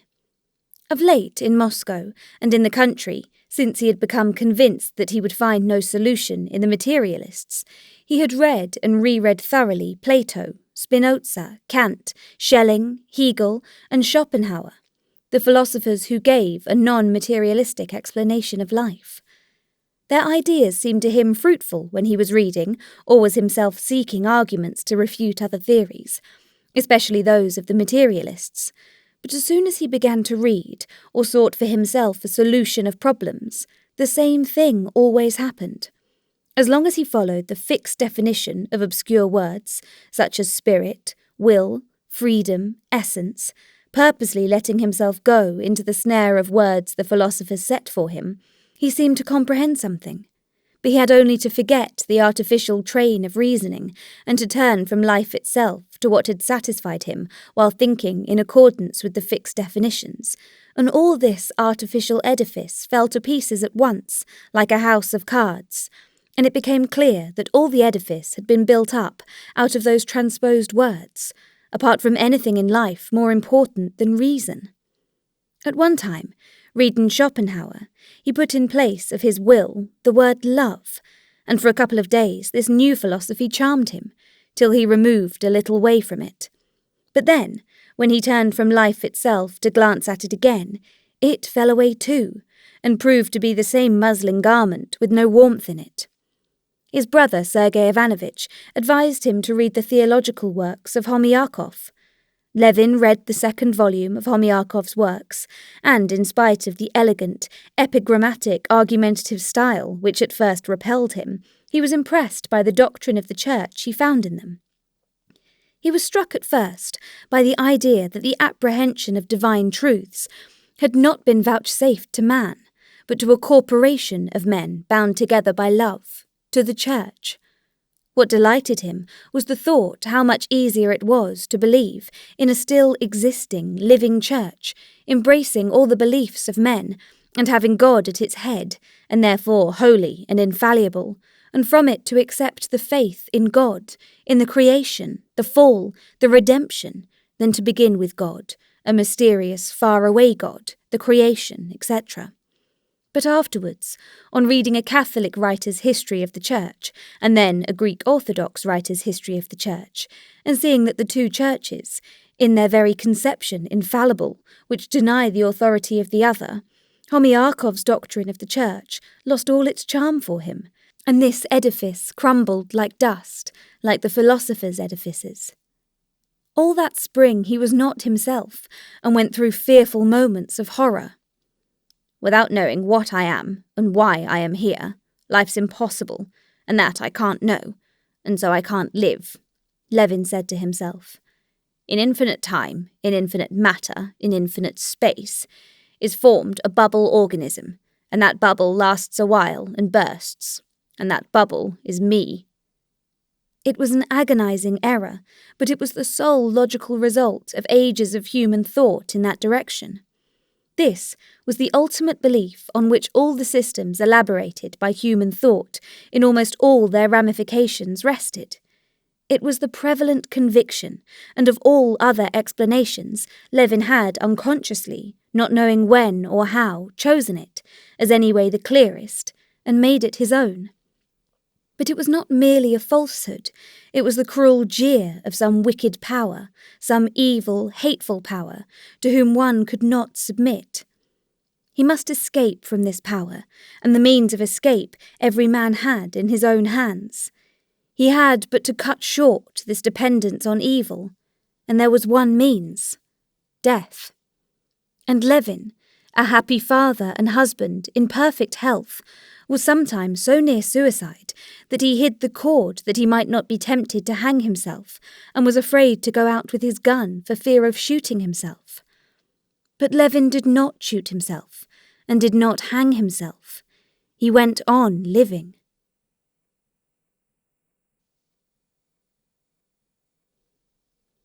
Chapter 10. When Levin thought what he was and what he was living for, he could find no answer to the questions and was reduced to despair, but he left off questioning himself about it. It seemed as though he knew both what he was and for what he was living, for he acted and lived resolutely and without hesitation. Indeed, in these latter days, he was far more decided and unhesitating in life than he had ever been. When he went back to the country at the beginning of June, he went back also to his usual pursuits, the management of the estate, his relations with the peasants and the neighbours, the care of his household, the management of his sisters' and brothers' property, of which he had the direction, his relations with his wife and kindred, the care of his child, and the new beekeeping hobby he had taken up that spring filled all his time. These things occupied him now, not because he justified them to himself by any sort of general principles, as he had done in former days. On the contrary, disappointed by the failure of his formal efforts for the general welfare, and too much occupied with his own thought and the mass of business with which he was burdened from all sides, he had completely given up thinking of the general good, and he busied himself with all this work simply because it seemed to him that he must do what he was doing, that he could not do otherwise.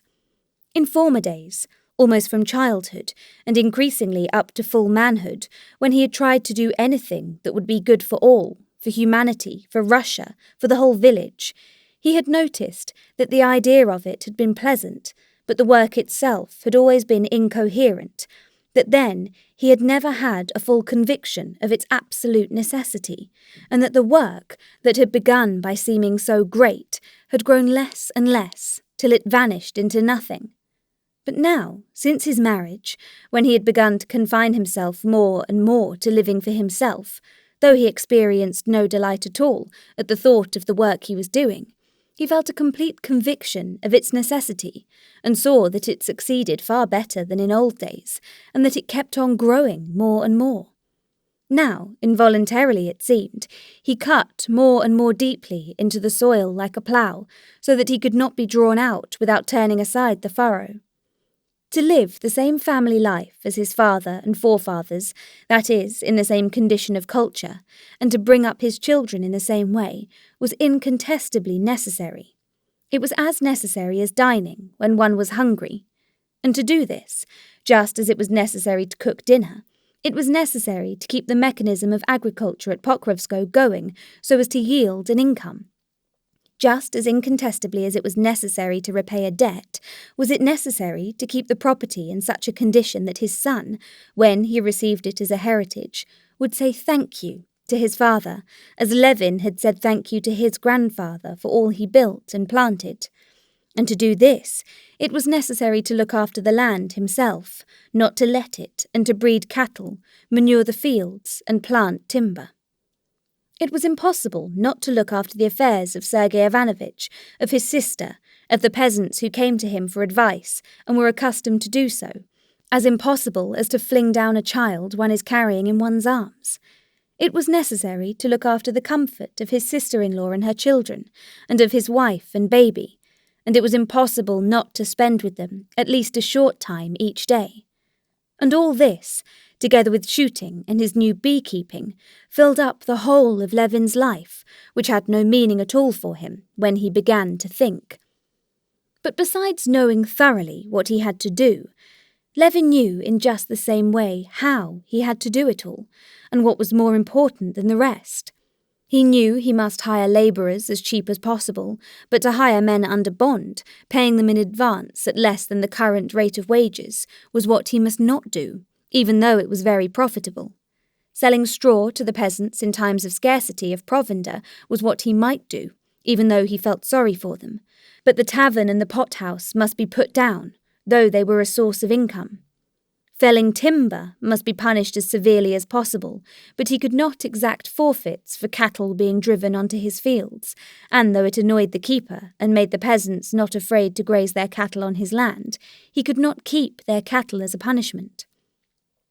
To Pyotr, who was paying a monthly lender 10% a month, he must lend a sum of money to set him free, but he could not let off peasants who did not pay their rent, nor let them fall into arrears. It was impossible to overlook the bailiffs not having mown the meadows and letting the hay spoil, and it was equally impossible to mow those acres where a young copse had been planted. It was impossible to excuse a labourer who had gone home in the busy season because his father was dying, however sorry he might feel for him, and he must subtract from his pay those costly months of idleness. But it was impossible not to allow monthly rations to the old servants, who were of no use for anything. Levin knew that when he got home he must first of all go to his wife, who was unwell, and that the peasants who had been waiting for 3 hours to see him could wait a little longer. He knew too that, regardless of all the pleasure he felt in taking a swarm, he must forego that pleasure and leave the old man to see the bees alone, while he talked to the peasants who had come after him to the bee-house. Whether he were acting rightly or wrongly he did not know, and far from trying to prove that he was, nowadays he avoided all thought or talk about it. Reasoning had brought him to doubt and prevented him from seeing what he ought to do and what he ought not. When he did not think, but simply lived, he was continually aware of the presence of an infallible judge in his soul, determining which of 2 possible courses of action was the better and which was the worse. And as soon as he did not act rightly, he was at once aware of it. So he lived, not knowing and not seeing any chance of knowing what he was and what he was living for, and harassed at this lack of knowledge to such a point that he was afraid of suicide, and yet firmly laying down his own individual, definite path in life.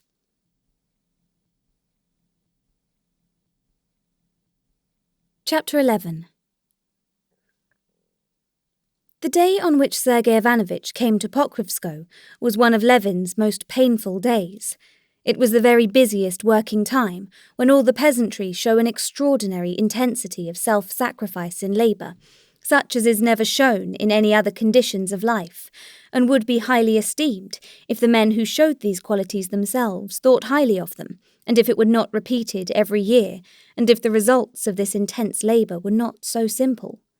To reap and bind the rye and oats and to carry it, to mow the meadows, turn over the fallows, thrash the seed and sow the winter corn, all this seems so simple and ordinary, but to succeed in getting through it all, everyone in the village, from the old man to the young child, must toil incessantly for 3 or 4 weeks, 3 times as hard as usual, living on rye beer, onions and black bread, thrashing and carrying the sheaves at night, and not giving more than 2 or 3 hours in the 24 to sleep.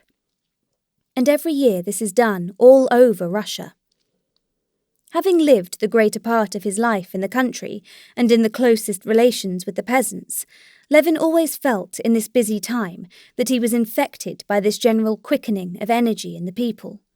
In the early morning he rode over to the first sowing of the rye and to the oats, which were being carried to the stacks, and returning home at the time his wife and sister-in-law were getting up, he drank coffee with them and walked to the farm, where a new thrashing machine was to be set working to get ready the seed corn.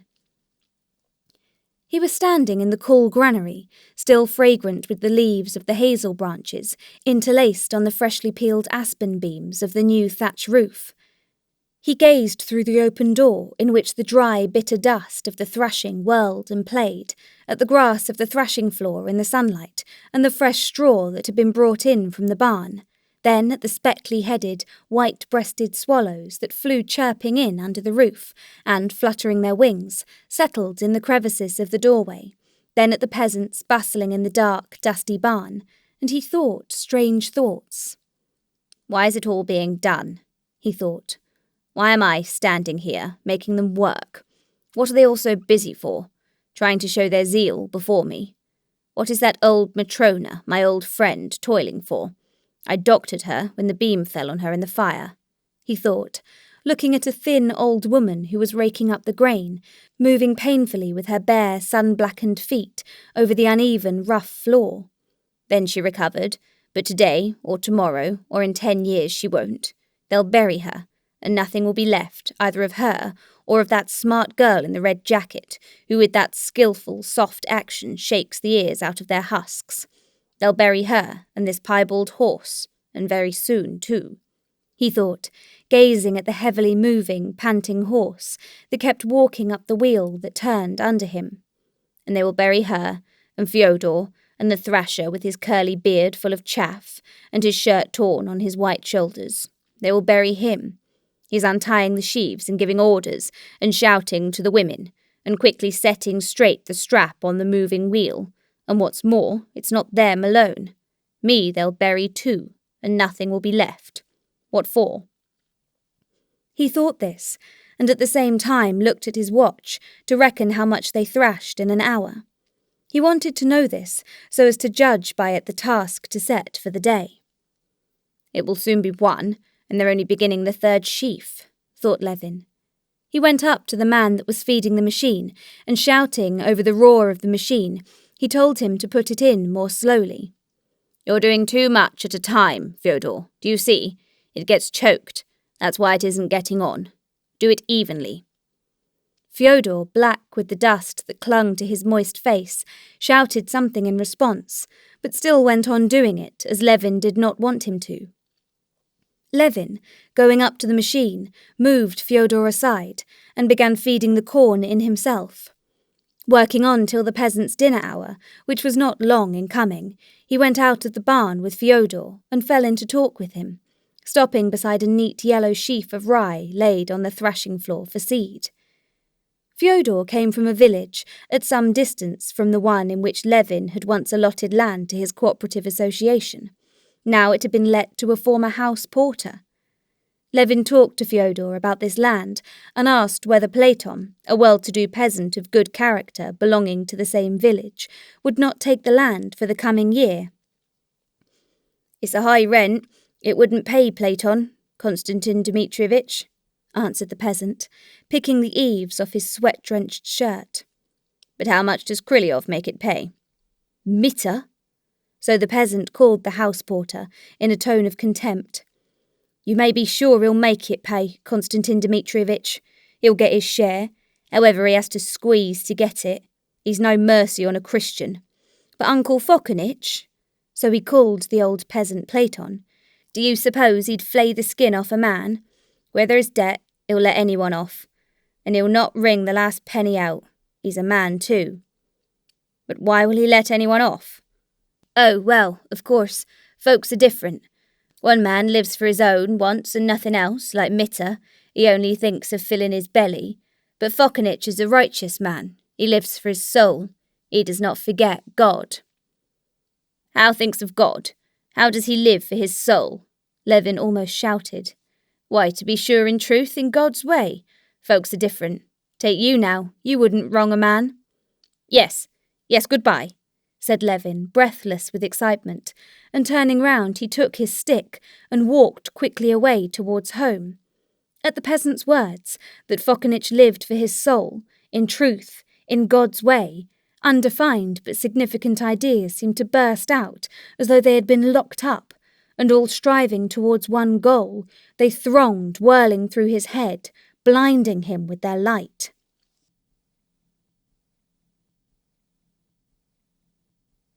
Chapter 12. Levin strode along the high road, absorbed not so much in his thoughts, he could not yet disentangle them, as in his spiritual condition, unlike anything he had experienced before. The words uttered by the peasant had acted on his soul like an electric shock, suddenly transforming and combining into a single whole the whole swarm of disjointed, impotent, separate thoughts that incessantly occupied his mind. These thoughts had unconsciously been in his mind, even when he was talking about the land. He was aware of something new in his soul, and joyfully tested this new thing, not yet knowing what it was. Not living for his own wants, but for God. For what God? And could one say anything more senseless than what he said? He said that one must not live for one's own wants, that is, that one must not live for what we understand, what we are attracted by, what we desire, but must live for something incomprehensible, for God, whom no one can understand or even define. What of it? Didn't I understand those senseless words of Fyodor's? And understanding them, did I doubt of their truth? Did I think them stupid, obscure, inexact? No, I understood him, and exactly as he understands the words. I understood them more fully and clearly than I understand anything in life, and never in my life have I doubted, nor can I doubt about it. And not only I, but everyone, the whole world understands nothing fully but this, and about this only, they have no doubt and are always agreed. And I looked out for miracles, complained that I did not see a miracle which would convince me. A material miracle would have persuaded me.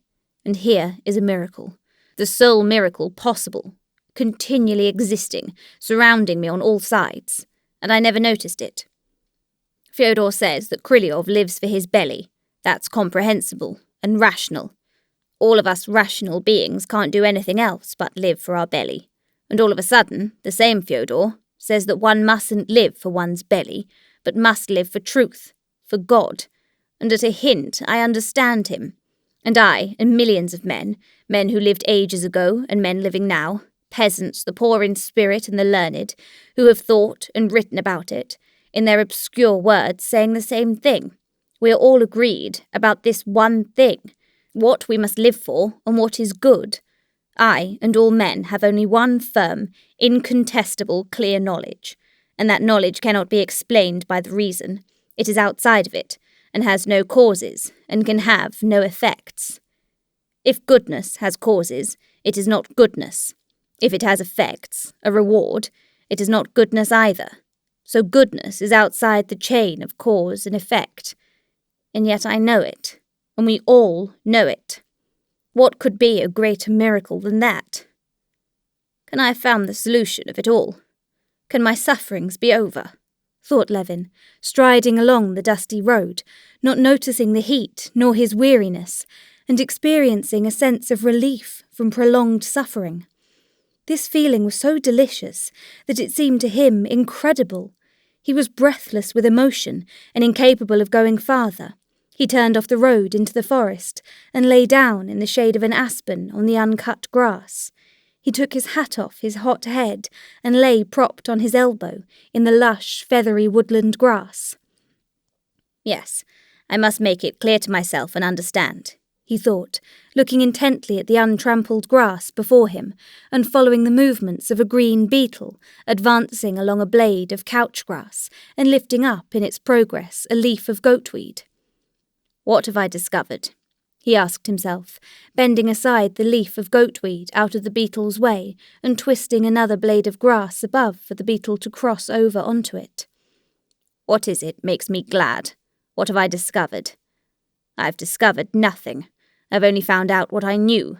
I understood the force that in the past gave me life, and now too gives me life. I have been set free from falsity. I have found the master. Of old, I used to say that in my body, that in the body of this grass and of this beetle, there, she didn't care for the grass, she's opened her wings and flown away. There was going on a transformation of matter in accordance with physical, chemical, and physiological laws. And in all of us, as well as in the aspens and the clouds and the misty patches, there was a process of evolution. Evolution from what? Into what? Eternal evolution and struggle, as though there could be any sort of tendency and struggle in the eternal.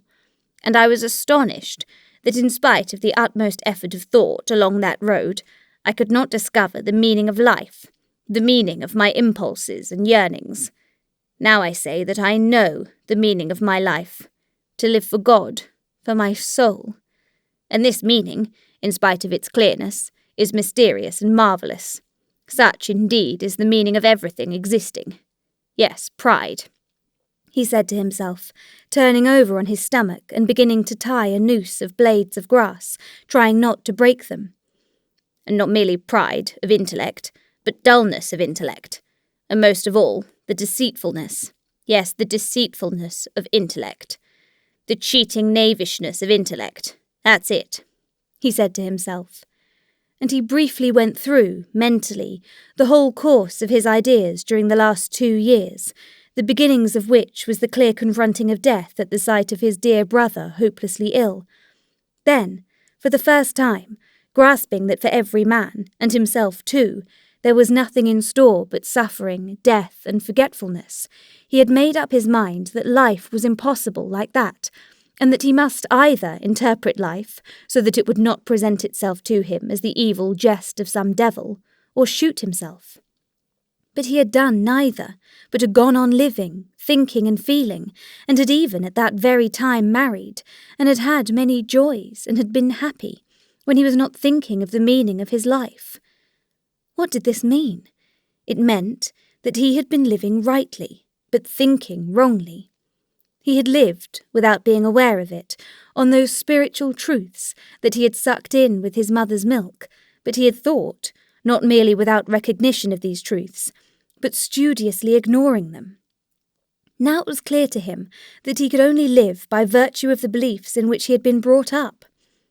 What should I have been, and how should I have spent my life, if I had not had these beliefs, if I had not known that I must live for God, and not for my own desires? I should have robbed and lied and killed. Nothing of what makes the chief happiness of my life would have existed for me. And with the utmost stretch of imagination, he could not conceive the brutal creature he would have been himself if he had not known what he was living for. I looked for an answer to my question, and thought could not give an answer to my question. It is incommensurable with my question. The answer has been given me by life itself, in my knowledge of what is right and what is wrong, and that knowledge I did not arrive at in any way. It was given to me, as to all men. Given, because I could not have got it from anywhere. Where could I have got it? By reason could I have arrived at knowing that I must love my neighbour and not oppress him? I was told that in my childhood, and I believed it gladly, for they told me what was already in my soul. But who discovered it?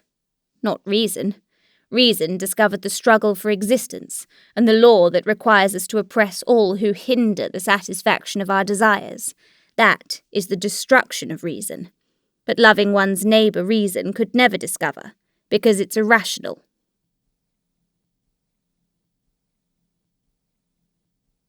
Chapter 13. And Levin remembered a scene he had lately witnessed between Dolly and her children. The children, left to themselves, had begun cooking raspberries over the candles and squirting milk into each other's mouths with a syringe. Their mother, catching them at these pranks, began reminding them in Levin's presence of the trouble their mischief gave to the grown-up people, and that this trouble was all for their sake, and that if they smashed the cups, they would have nothing to drink their tea out of, and that if they wasted the milk, they would have nothing to eat and die of hunger. And Levin had been struck by the passive, weary incredulity with which the children heard what their mother said to them. They were simply annoyed that their amusing play had been interrupted, and did not believe a word of what their mother was saying. They could not believe it indeed, for they could not take in the immensity of all they habitually enjoyed, and so could not conceive that what they were destroying was the very thing they lived by. That all comes of itself, they thought, and there's nothing interesting or important about it, because it has always been so, and always will be so, and it's always the same. We've no need to think about it, it's all ready. But we want to invent something of our own, and new, so we thought of putting raspberries in a cup, and cooking them over a candle, and squirting milk straight into each other's mouths. That's fun and something new, and not a bit worse than drinking out of cups. Isn't it just the same that we do, that I did, searching by the aid of reason for the significance of the forces of nature and the meaning of the life of man, he thought. And don't all theories of philosophy do the same, trying by the path of thought, which is strange and not natural to man, to bring him to a knowledge of what he has known long ago, and knows so certainly that he could not live at all without it? Isn't it distinctly to be seen in the development of each philosopher's theory that he knows what is the chief significance of life beforehand, just as positively as the peasant Fyodor, and not a bit more clearly than he, and is simply trying by a dubious intellectual path to come back to what everyone knows?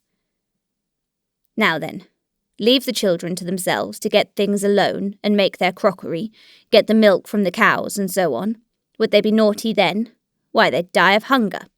Well then, leave us with our passions and thoughts, without any idea of the one God, of the Creator, or without any idea of what is right, without any idea of moral evil. Just try and build up anything without those ideas. We only try to destroy them because we're spiritually provided for, exactly like the children. Whence have I that joyful knowledge shared with the peasant that alone gives peace to my soul? Whence did I get it? Brought up with an idea of God, a Christian, my whole life filled with the spiritual blessings Christianity has given me, full of them, and living on those blessings. Like the children, I did not understand them, and destroy, that is, try to destroy, what I live by.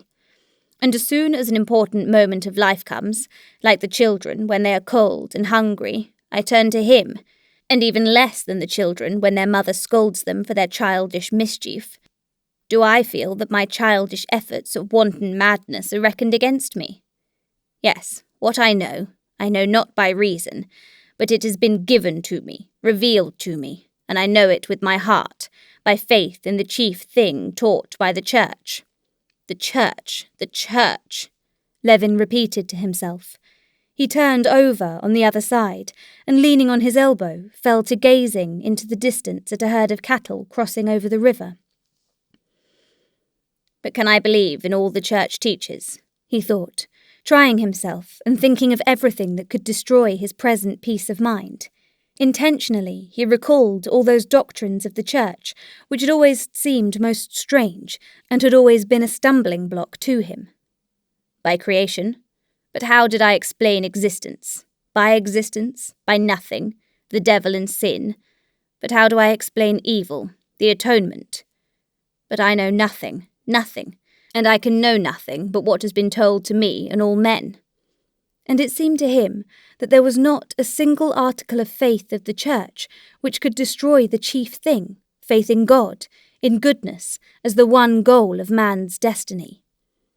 Under every article of faith of the Church could be put the faith in the service of the truth instead of one's desires. And each doctrine did not simply leave that faith unshaken. Each doctrine seemed essential to complete that great miracle, continually manifest upon earth, that made it possible for each man and millions of different sorts of men, wise men and imbeciles, old men and children, all men, peasants, Lvov, Kitty, beggars and kings, to understand perfectly the same one thing, and to build up thereby that life of the soul which alone is worth living, and which alone is precious to us. Lying on his back, he gazed up now into the high, cloudless sky. Do I not know that this is infinite space, and that it is not a round arch? But however I screw up my eyes and strain my sight, I cannot see it not round and not bounded, and in spite of my knowing about infinite space, I am incontestably right when I see a solid blue dome, and more right than when I strain my eyes to see beyond it.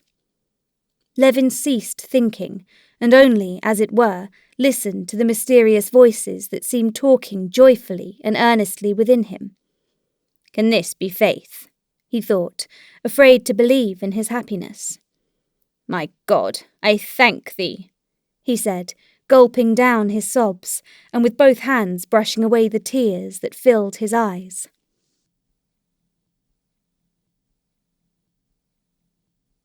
Chapter 14. Levin looked before him and saw a herd of cattle. Then he caught sight of his trap with Raven in the shafts, and the coachman who, driving up to the herd, said something to the herdsman. Then he heard the rattle of the wheels and the snort of the sleek horse close by him. But he was so buried in his thoughts that he did not even wonder why the coachman had come for him. He only thought of that when the coachman had driven quite up to him and shouted to him, "The mistress sent me. Your brother has come, and some gentlemen with him." Levin got into the trap and took the reins. As though just roused out of sleep, for a long while Levin could not collect his faculties. He stared at the sleek horse flecked with lather between his haunches and on his neck, where the harness rubbed, stared at Ivan the coachman sitting beside him, and remembered that he was expecting his brother, thought that his wife was most likely uneasy at his long absence, and tried to guess who was the visitor who had come with his brother. And his brother and his wife and the unknown guest seemed to him now quite different from before. He He fancied that now his relations with all men would be different. With my brother, there will be none of that aloofness there always used to be between us. There will be no disputes. With Kitty, there shall never be quarrels. With the visitor, whomever he may be, I will be friendly and nice. With the servants, with Ivan, it will all be different. Pulling the stiff rein and holding in the good horse that snorted with impatience and seemed begging to be let go, Levin looked round at Ivan sitting beside him, not knowing what to do with his unoccupied hand, continually pressing down his shirt as it puffed out, and he tried to find something to start a conversation about with him. He would have said that Ivan had pulled the saddle girth up too high, but that was like blame, and he longed for friendly, warm talk. Nothing else occurred to him. "Your honour must keep to the right and mind that stump," said the coachman, pulling the rein Levin held. "Please don't touch me and don't teach me," said Levin, angered by this interference. Now, as always, interference made him angry, and he felt sorrowfully at once how mistaken had been his supposition that his spiritual condition could immediately change him in contact with reality. He was not a quarter of a mile from home when he saw Grisha and Tanya running to meet him.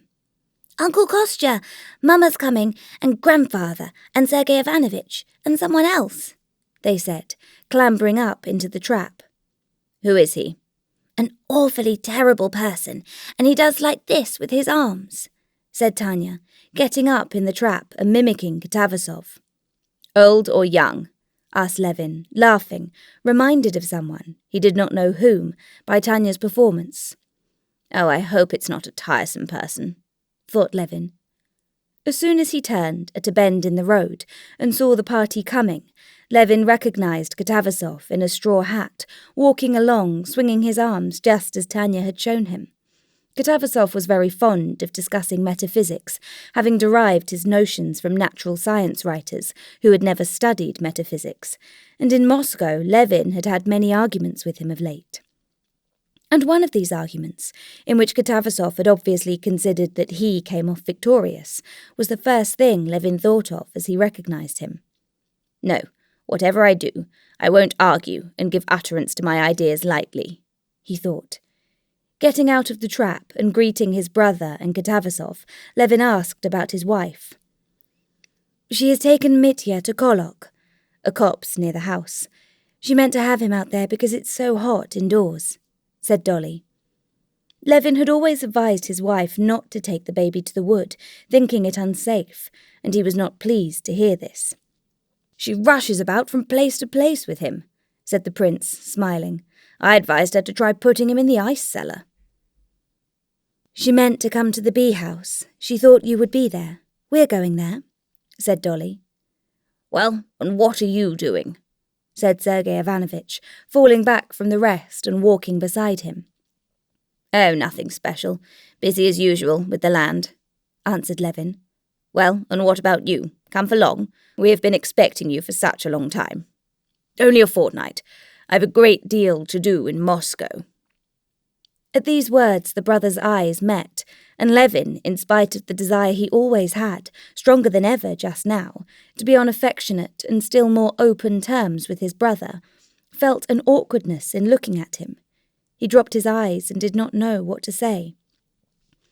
Casting over the subjects of conversation that would be pleasant to Sergei Ivanovich and would keep him off the subject of the Servian war and the Slavonic question, at which he had hinted by the allusion to what he had to do in Moscow, Levin began to talk of Sergei Ivanovich's book. "Well, have there been reviews of your book?" he asked. Levin smiled at the intentional character of the question.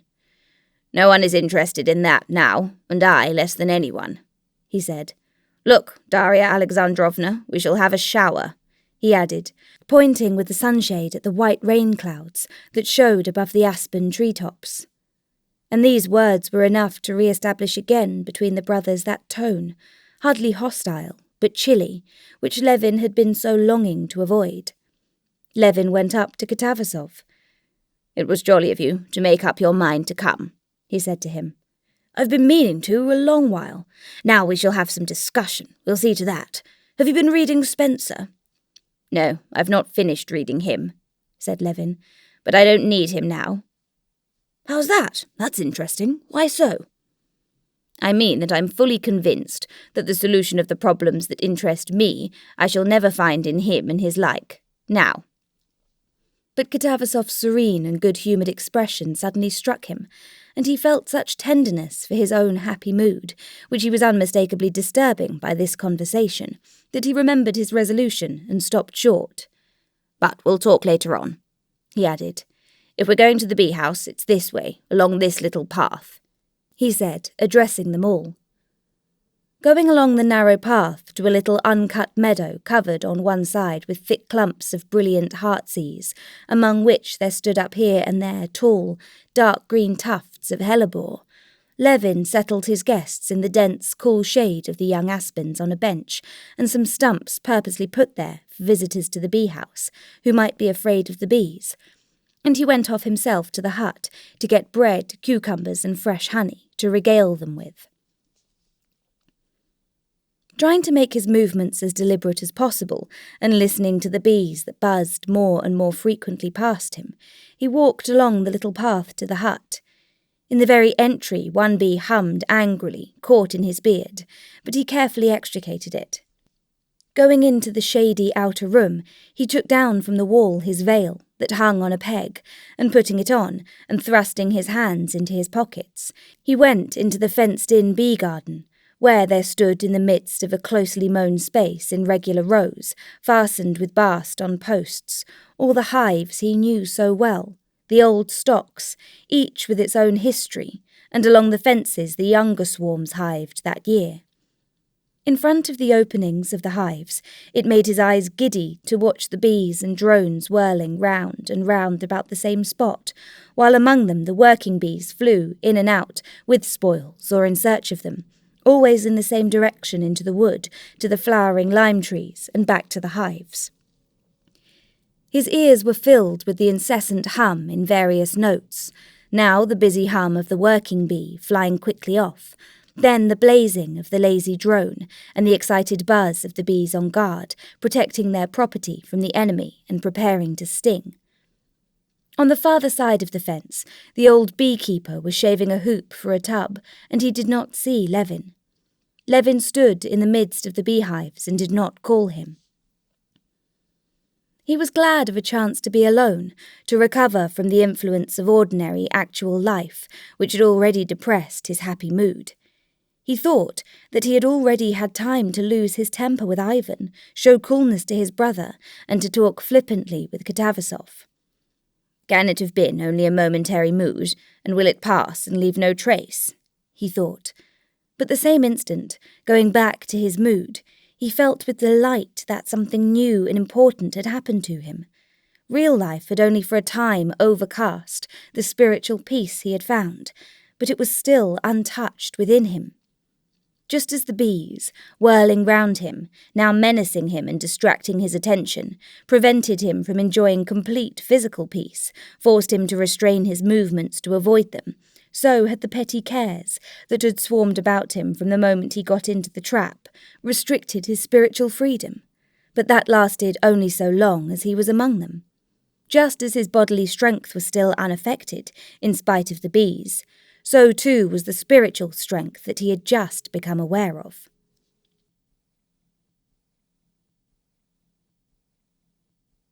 Chapter 15. "Do you know, Kostya, with whom Sergei Ivanovitch travelled on his way here?"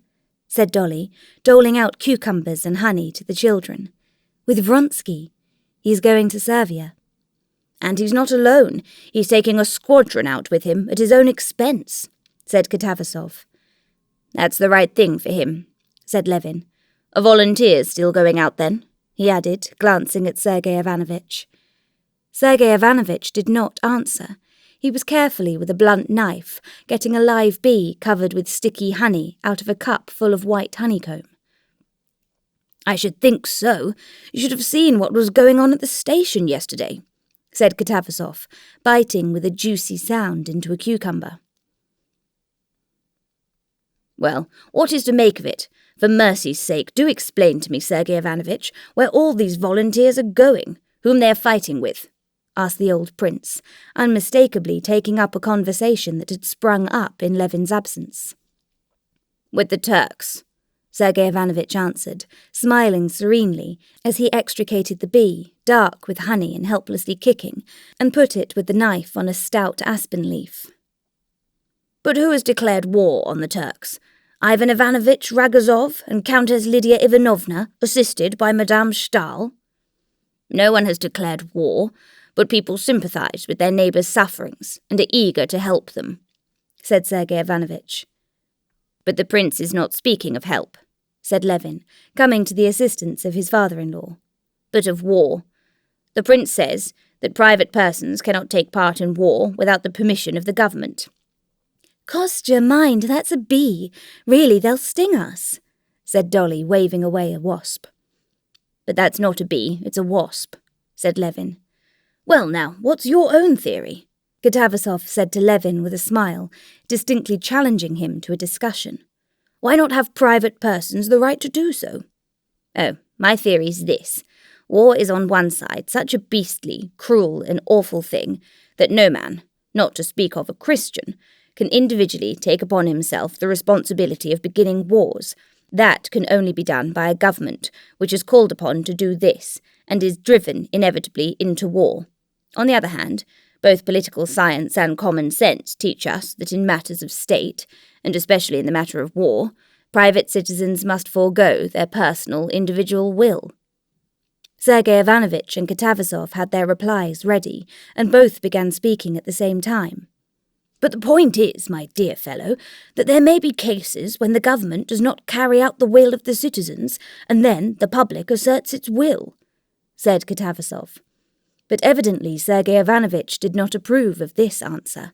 His brows contracted at Katavasov's words, and he said something else. You don't put the matter in its true light. There is no question here of a declaration of war, but simply the expression of a human Christian feeling. Our brothers, one with us in religion and in race, are being massacred, and even supposing they were not our brothers nor fellow Christians, but simply children, women, old people, feeling as aroused, and Russians go eagerly to help in stopping these atrocities. Fancy if you were going along the street and saw drunken men beating a woman or a child. I imagine you would not stop to inquire whether war had been declared on the men, but would throw yourself on them and protect the victim. But I should not kill them, said Levin. Yes, you would kill them. I don't know. If I saw that, I might give way to my impulse of the moment, but I can't say beforehand. And such a momentary impulse there is not, and there cannot be, in the case of the oppression of the Slavonic peoples. Possibly for you there is not, but for others there is, said Sergei Ivanovich, frowning with displeasure. There are traditions still extant among the people of Slavs of the true faith suffering under the yoke of the unclean sons of Hagar. The people have heard of the sufferings of their brethren and have spoken. Perhaps so, said Levin evasively, but I don't see it. I'm one of the people myself, and I don't feel it. Here I am too, said the old prince. I've been staying abroad and reading the papers, and I must own, up to the time of the Bulgarian atrocities, I couldn't make out why it was all the Russians were all of a sudden so fond of their Slavonic brethren, while I didn't feel the slightest affection for them. I was very much upset, thought I was a monster, or that it was the influence of Carlsbad on me. But since I have been here, my mind's been set at rest. I see that there are people besides me who are only interested in Russia, and not in their Slavonic brethren. Here's Constantine, too. Personal opinions mean nothing in such a case, said Sergei Ivanovich. It's not a matter of personal opinions when all Russia, the whole people, has expressed his will. But excuse me, I don't see that. The people don't know anything about it, if you come to that, said the old prince. Oh, Papa, how can you say that? And last Sunday in church? Said Dolly, listening to the conversation. Please give me a cloth, she said to the old man, who was looking at the children with a smile. Why, it's not possible that all— But what was it in church on Sunday? The priest had been told to read that. He read it. They didn't understand a word of it. Then they were told there was to be a collection for a pious object in church. Well, they pulled out their halfpence and gave them. But what for, they couldn't say. The people cannot help knowing. The sense of their own destinies is always in the people. And at such moments as the present, that sense finds utterance, said Sergei Ivanovich with conviction, glancing at the old beekeeper. The handsome old man, with black grizzled beard and thick silvery hair, stood motionless, holding a cup of honey, looking down from the height of his tall figure with friendly serenity at the gentlefolk, obviously understanding nothing of their conversation, and not caring to understand it. "That's so, no doubt," he said, with a significant shake of his head at Sergei Ivanovitch's words. "Here then, ask him. He knows nothing about it and thinks nothing," said Levin. "Have you heard about the war, Mihailych?" he said, turning to him. "What they read in church? What do you think about it? Ought we to fight for the Christians?" "What should we think? Alexander Nikolaevich, our emperor, has thought for us. He thinks for us indeed in all things. It's clearer for him to see. Shall I bring a bit more bread? Give the little lad some more?" he said, addressing Darya Alexandrovna and pointing to Grisha, who had finished his crust. "I don't need to ask," said Sergei Ivanovich. "We have seen, and are seeing, hundreds and hundreds of people who give up everything to serve a just cause, come from every part of Russia, and directly and clearly express their thought and aim. They bring their halfpence or go themselves, and say directly what for. What does it mean?" "It means, to my thinking," said Levin, who was beginning to get warm, "that among 80 millions of people there can always be found not hundreds, as now, but tens of thousands of people who have lost caste, ne'er-do-wells, who are always ready to go anywhere, to Pokachev's bands, to Khiva, to Serbia. I tell you that it's not a case of hundreds of ne'er-do-wells, but the best representatives of the people," said Sergei Ivanovich, with as much irritation as if he were defending the last penny of his fortune. "And what of the subscriptions? In this case it is a whole people directly expressing their will." "That word people is so vague," said Levin. "Parish clerks, teachers, and 1 in 1,000 of the peasants, maybe, know what it's all about. The rest of the 80 millions, like Mihailych, far from expressing their will, haven't the faintest idea what there is for them to express their will about. What right have we to say that this is the people's will?"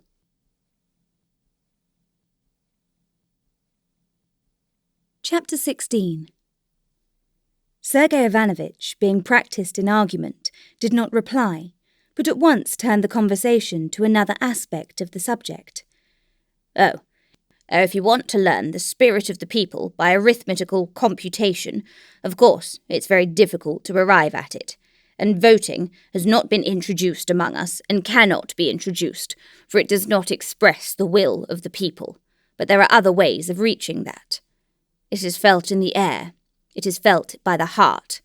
I won't speak of those deep currents which are still astir in the still ocean of the people, and which are evident to every unprejudiced man. Let us look at society in the narrow sense. All the most diverse sections of the educated public, hostile before, are merged in one. Every division is at an end. All the public organs say the same thing over and over again. All feel the mighty torrent that has overtaken them and is carrying them in one direction. "Yes, all the newspapers do say the same thing," said the prince. "That's true. But so it is the same thing that all the frogs croak before a storm. No one can hear nothing for them." "Frogs or no frogs, I'm not the editor of a paper, and I don't want to defend them. But I am speaking of the unanimity in the intellectual world," said Sergei Ivanovich, addressing his brother. Levin would have answered, but the old prince interrupted him. "Well, about that unanimity, that's another thing, one may say," said the prince. "There's my son-in-law, Stefan Arkadyevitch, you know him. He's got a place now on the committee of a commission of something or other, I don't remember. Only there's nothing to do in it. Why, Dolly, it's no secret. And a salary of 8,000. You try asking him whether his post is of use. He'll prove to you that it's most necessary. And he's a truthful man too. But there's no refusing to believe in the utility of 8,000 roubles." "Yes, he asked me to give a message to Darya Alexandrovna about the post," said Sergei Ivanovich reluctantly, feeling the prince's remark to be ill-timed. So it is with the unanimity of the press. That's been explained to me. As soon as there's war, their incomes are doubled. How can they help believing in the destinies of the people and the Slavonic races and all that? I don't care for many of the papers, but that's unjust, said Sergei Ivanovich.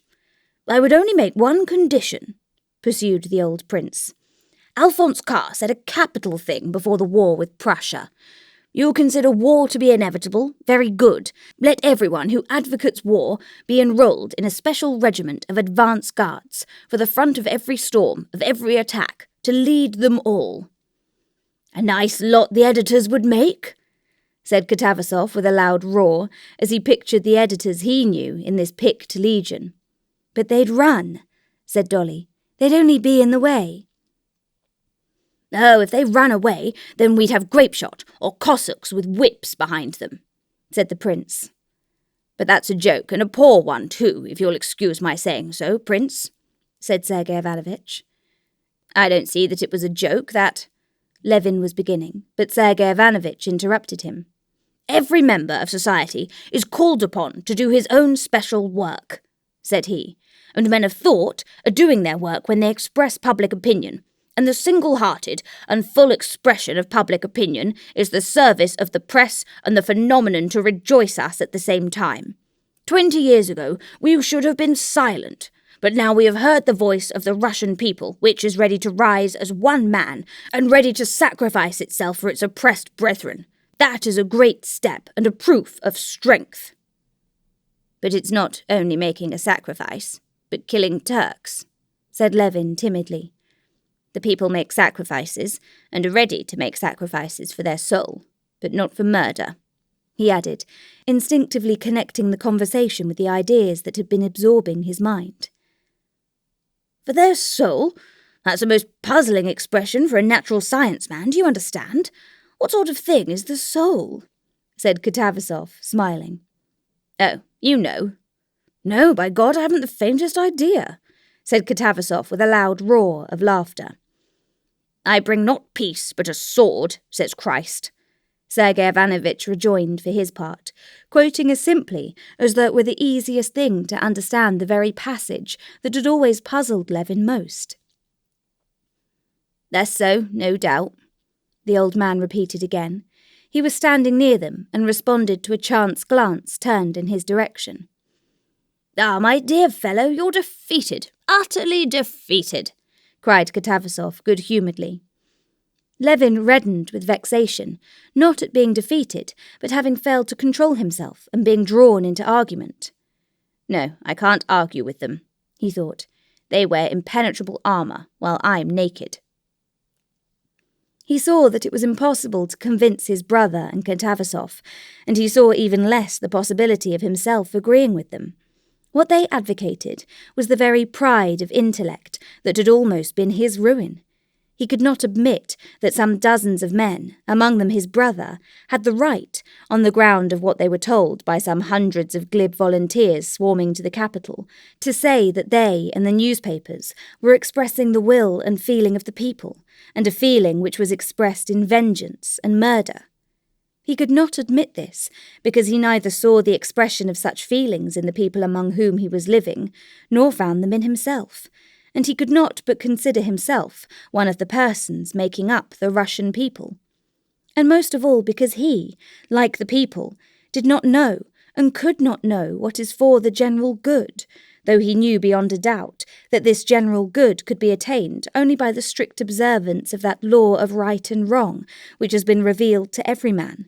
And therefore he could not wish for war or advocate war for any general objects whatever. He said, as Mihailych did, and the people, who had expressed their feeling in the traditional invitations of the Variagi, "Be princes and rule over us. Gladly we promise complete submission. All the labour, all humiliations, all sacrifices we take upon ourselves, but we will not judge and decide." And now, according to Sergei Ivanovich's account, the people had foregone this privilege they had brought at such a costly price. He wanted to say, too, that if public opinion were an infallible guide, then why were not revolutions and the Commune as lawful as the movement in favour of the Slavonic peoples? But these were merely thoughts that could settle nothing. One thing could be seen beyond doubt. That was that at the actual moment the discussion was irritating Sergei Ivanovich, and so it was wrong to continue it. Levin ceased speaking and then called the attention of his guests to the fact that the storm clouds were gathering and they had better be going home before it rained.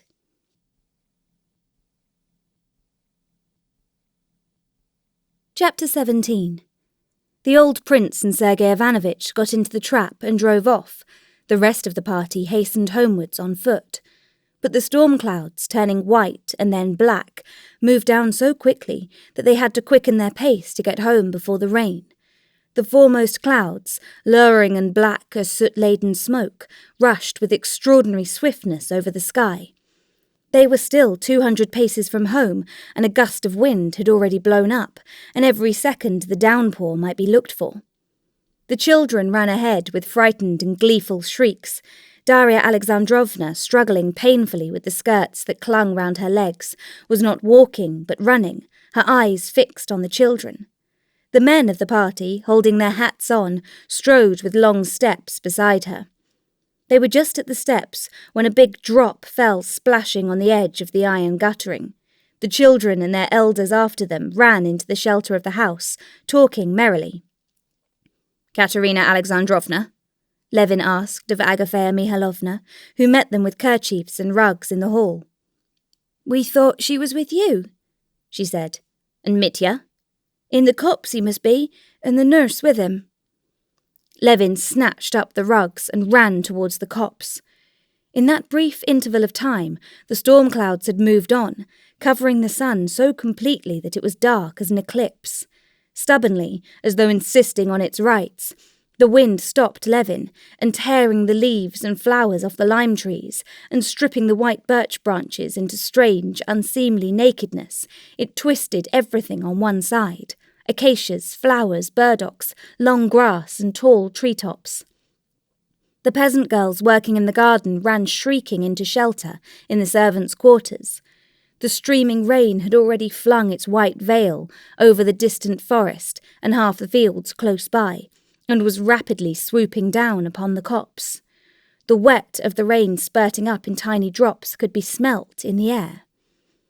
Holding his head bent down before him, and struggling with the wind that strove to tear the wraps away from him, Levin was moving up to the copse, and had just caught sight of something white behind the oak tree, when there was a sudden flash. The whole earth seemed on fire, and the vault of heaven seemed crashing overhead. Opening his blinded eyes, Levin glanced through the thick veil of rain that separated him now from the copse, and to his horror, the first thing he saw was the green crest of the familiar oak tree in the middle of the copse, uncannily changing its position. Can it have been struck? Levin had hardly time to think, when, moving more and more rapidly, the oak tree vanished behind the other trees, and he heard the crash of the great tree falling upon the others. The flash of lightning, the crash of thunder, and the instantaneous chill that ran through him were all merged for Levin in one sense of terror. My God, not on them," he said. And though he thought at once how senseless was his prayer that they should not have been killed by the oak which had fallen now, he repeated it, knowing that he could do nothing better than utter this senseless prayer. Running up to the place where they usually went, he did not find them there. They were at the other end of the copse, under an old lime tree. They were calling him.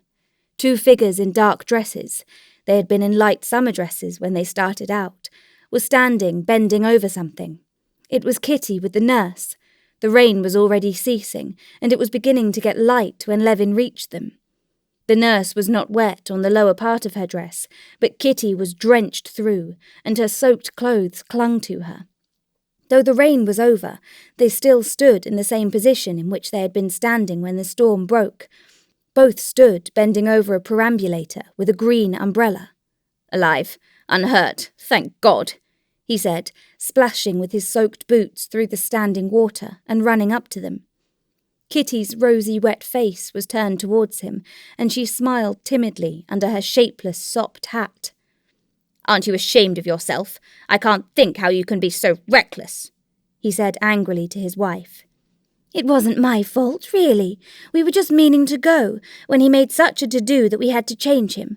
We were just—" Kitty began defending herself. Mitya was unharmed, dry, and still fast asleep. "Well, thank God. I don't know what I'm saying." They gathered up the baby's wet belongings. The nurse picked up the baby and carried it. Levin walked beside his wife, and, penitent for having been angry, he squeezed her hand when the nurse was not looking.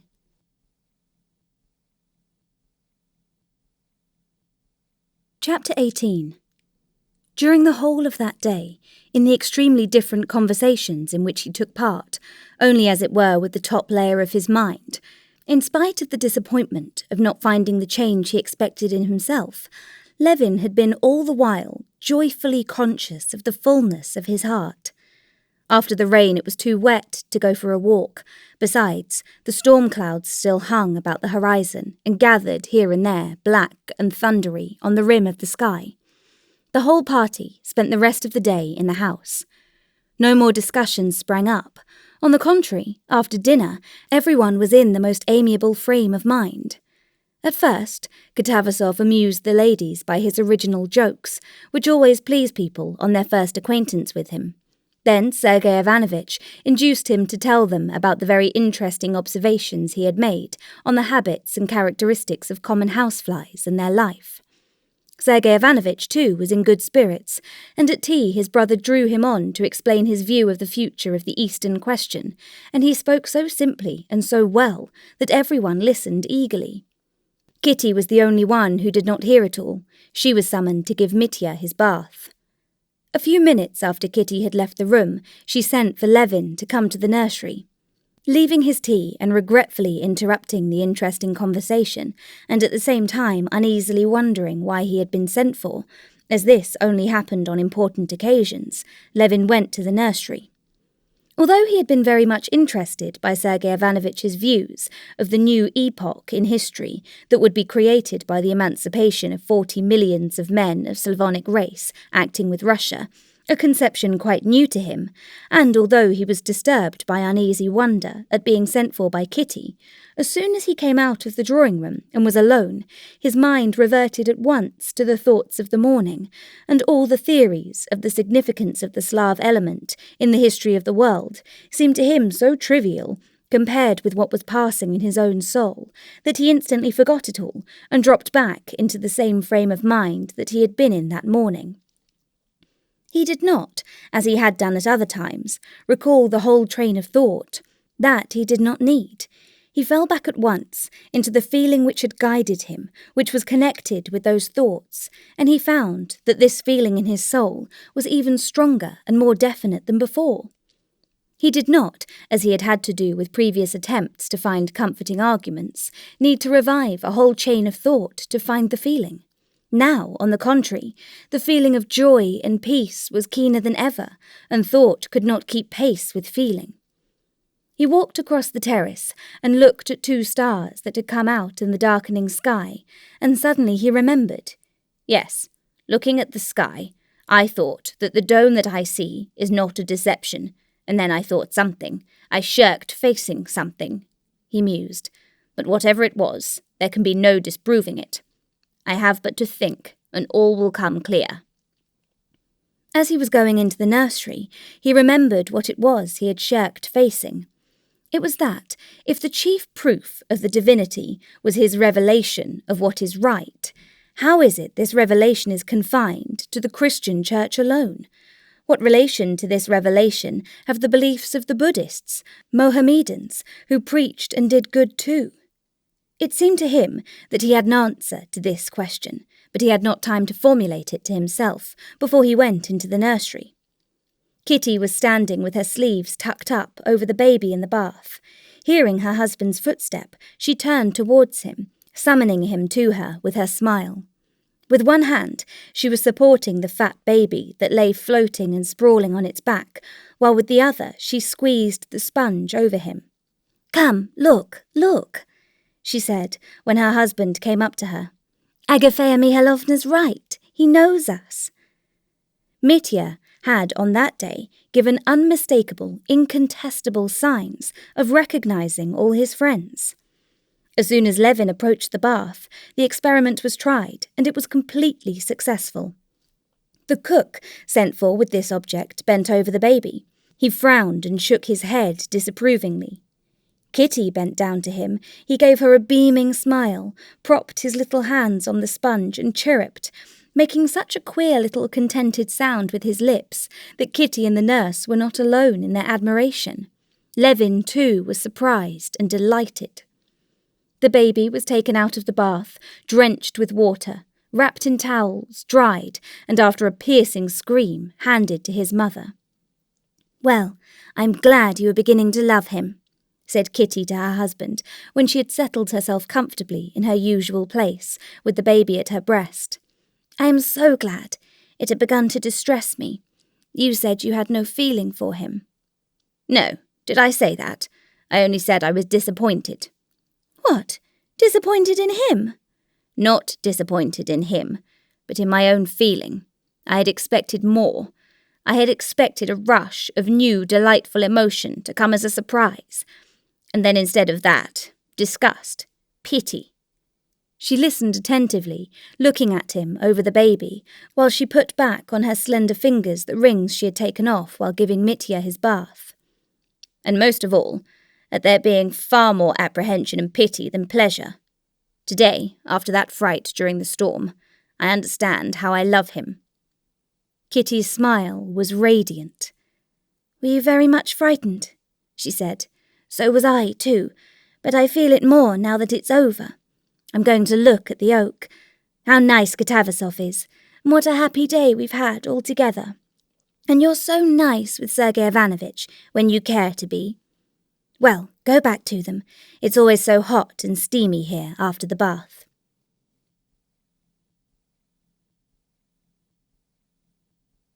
Chapter 19.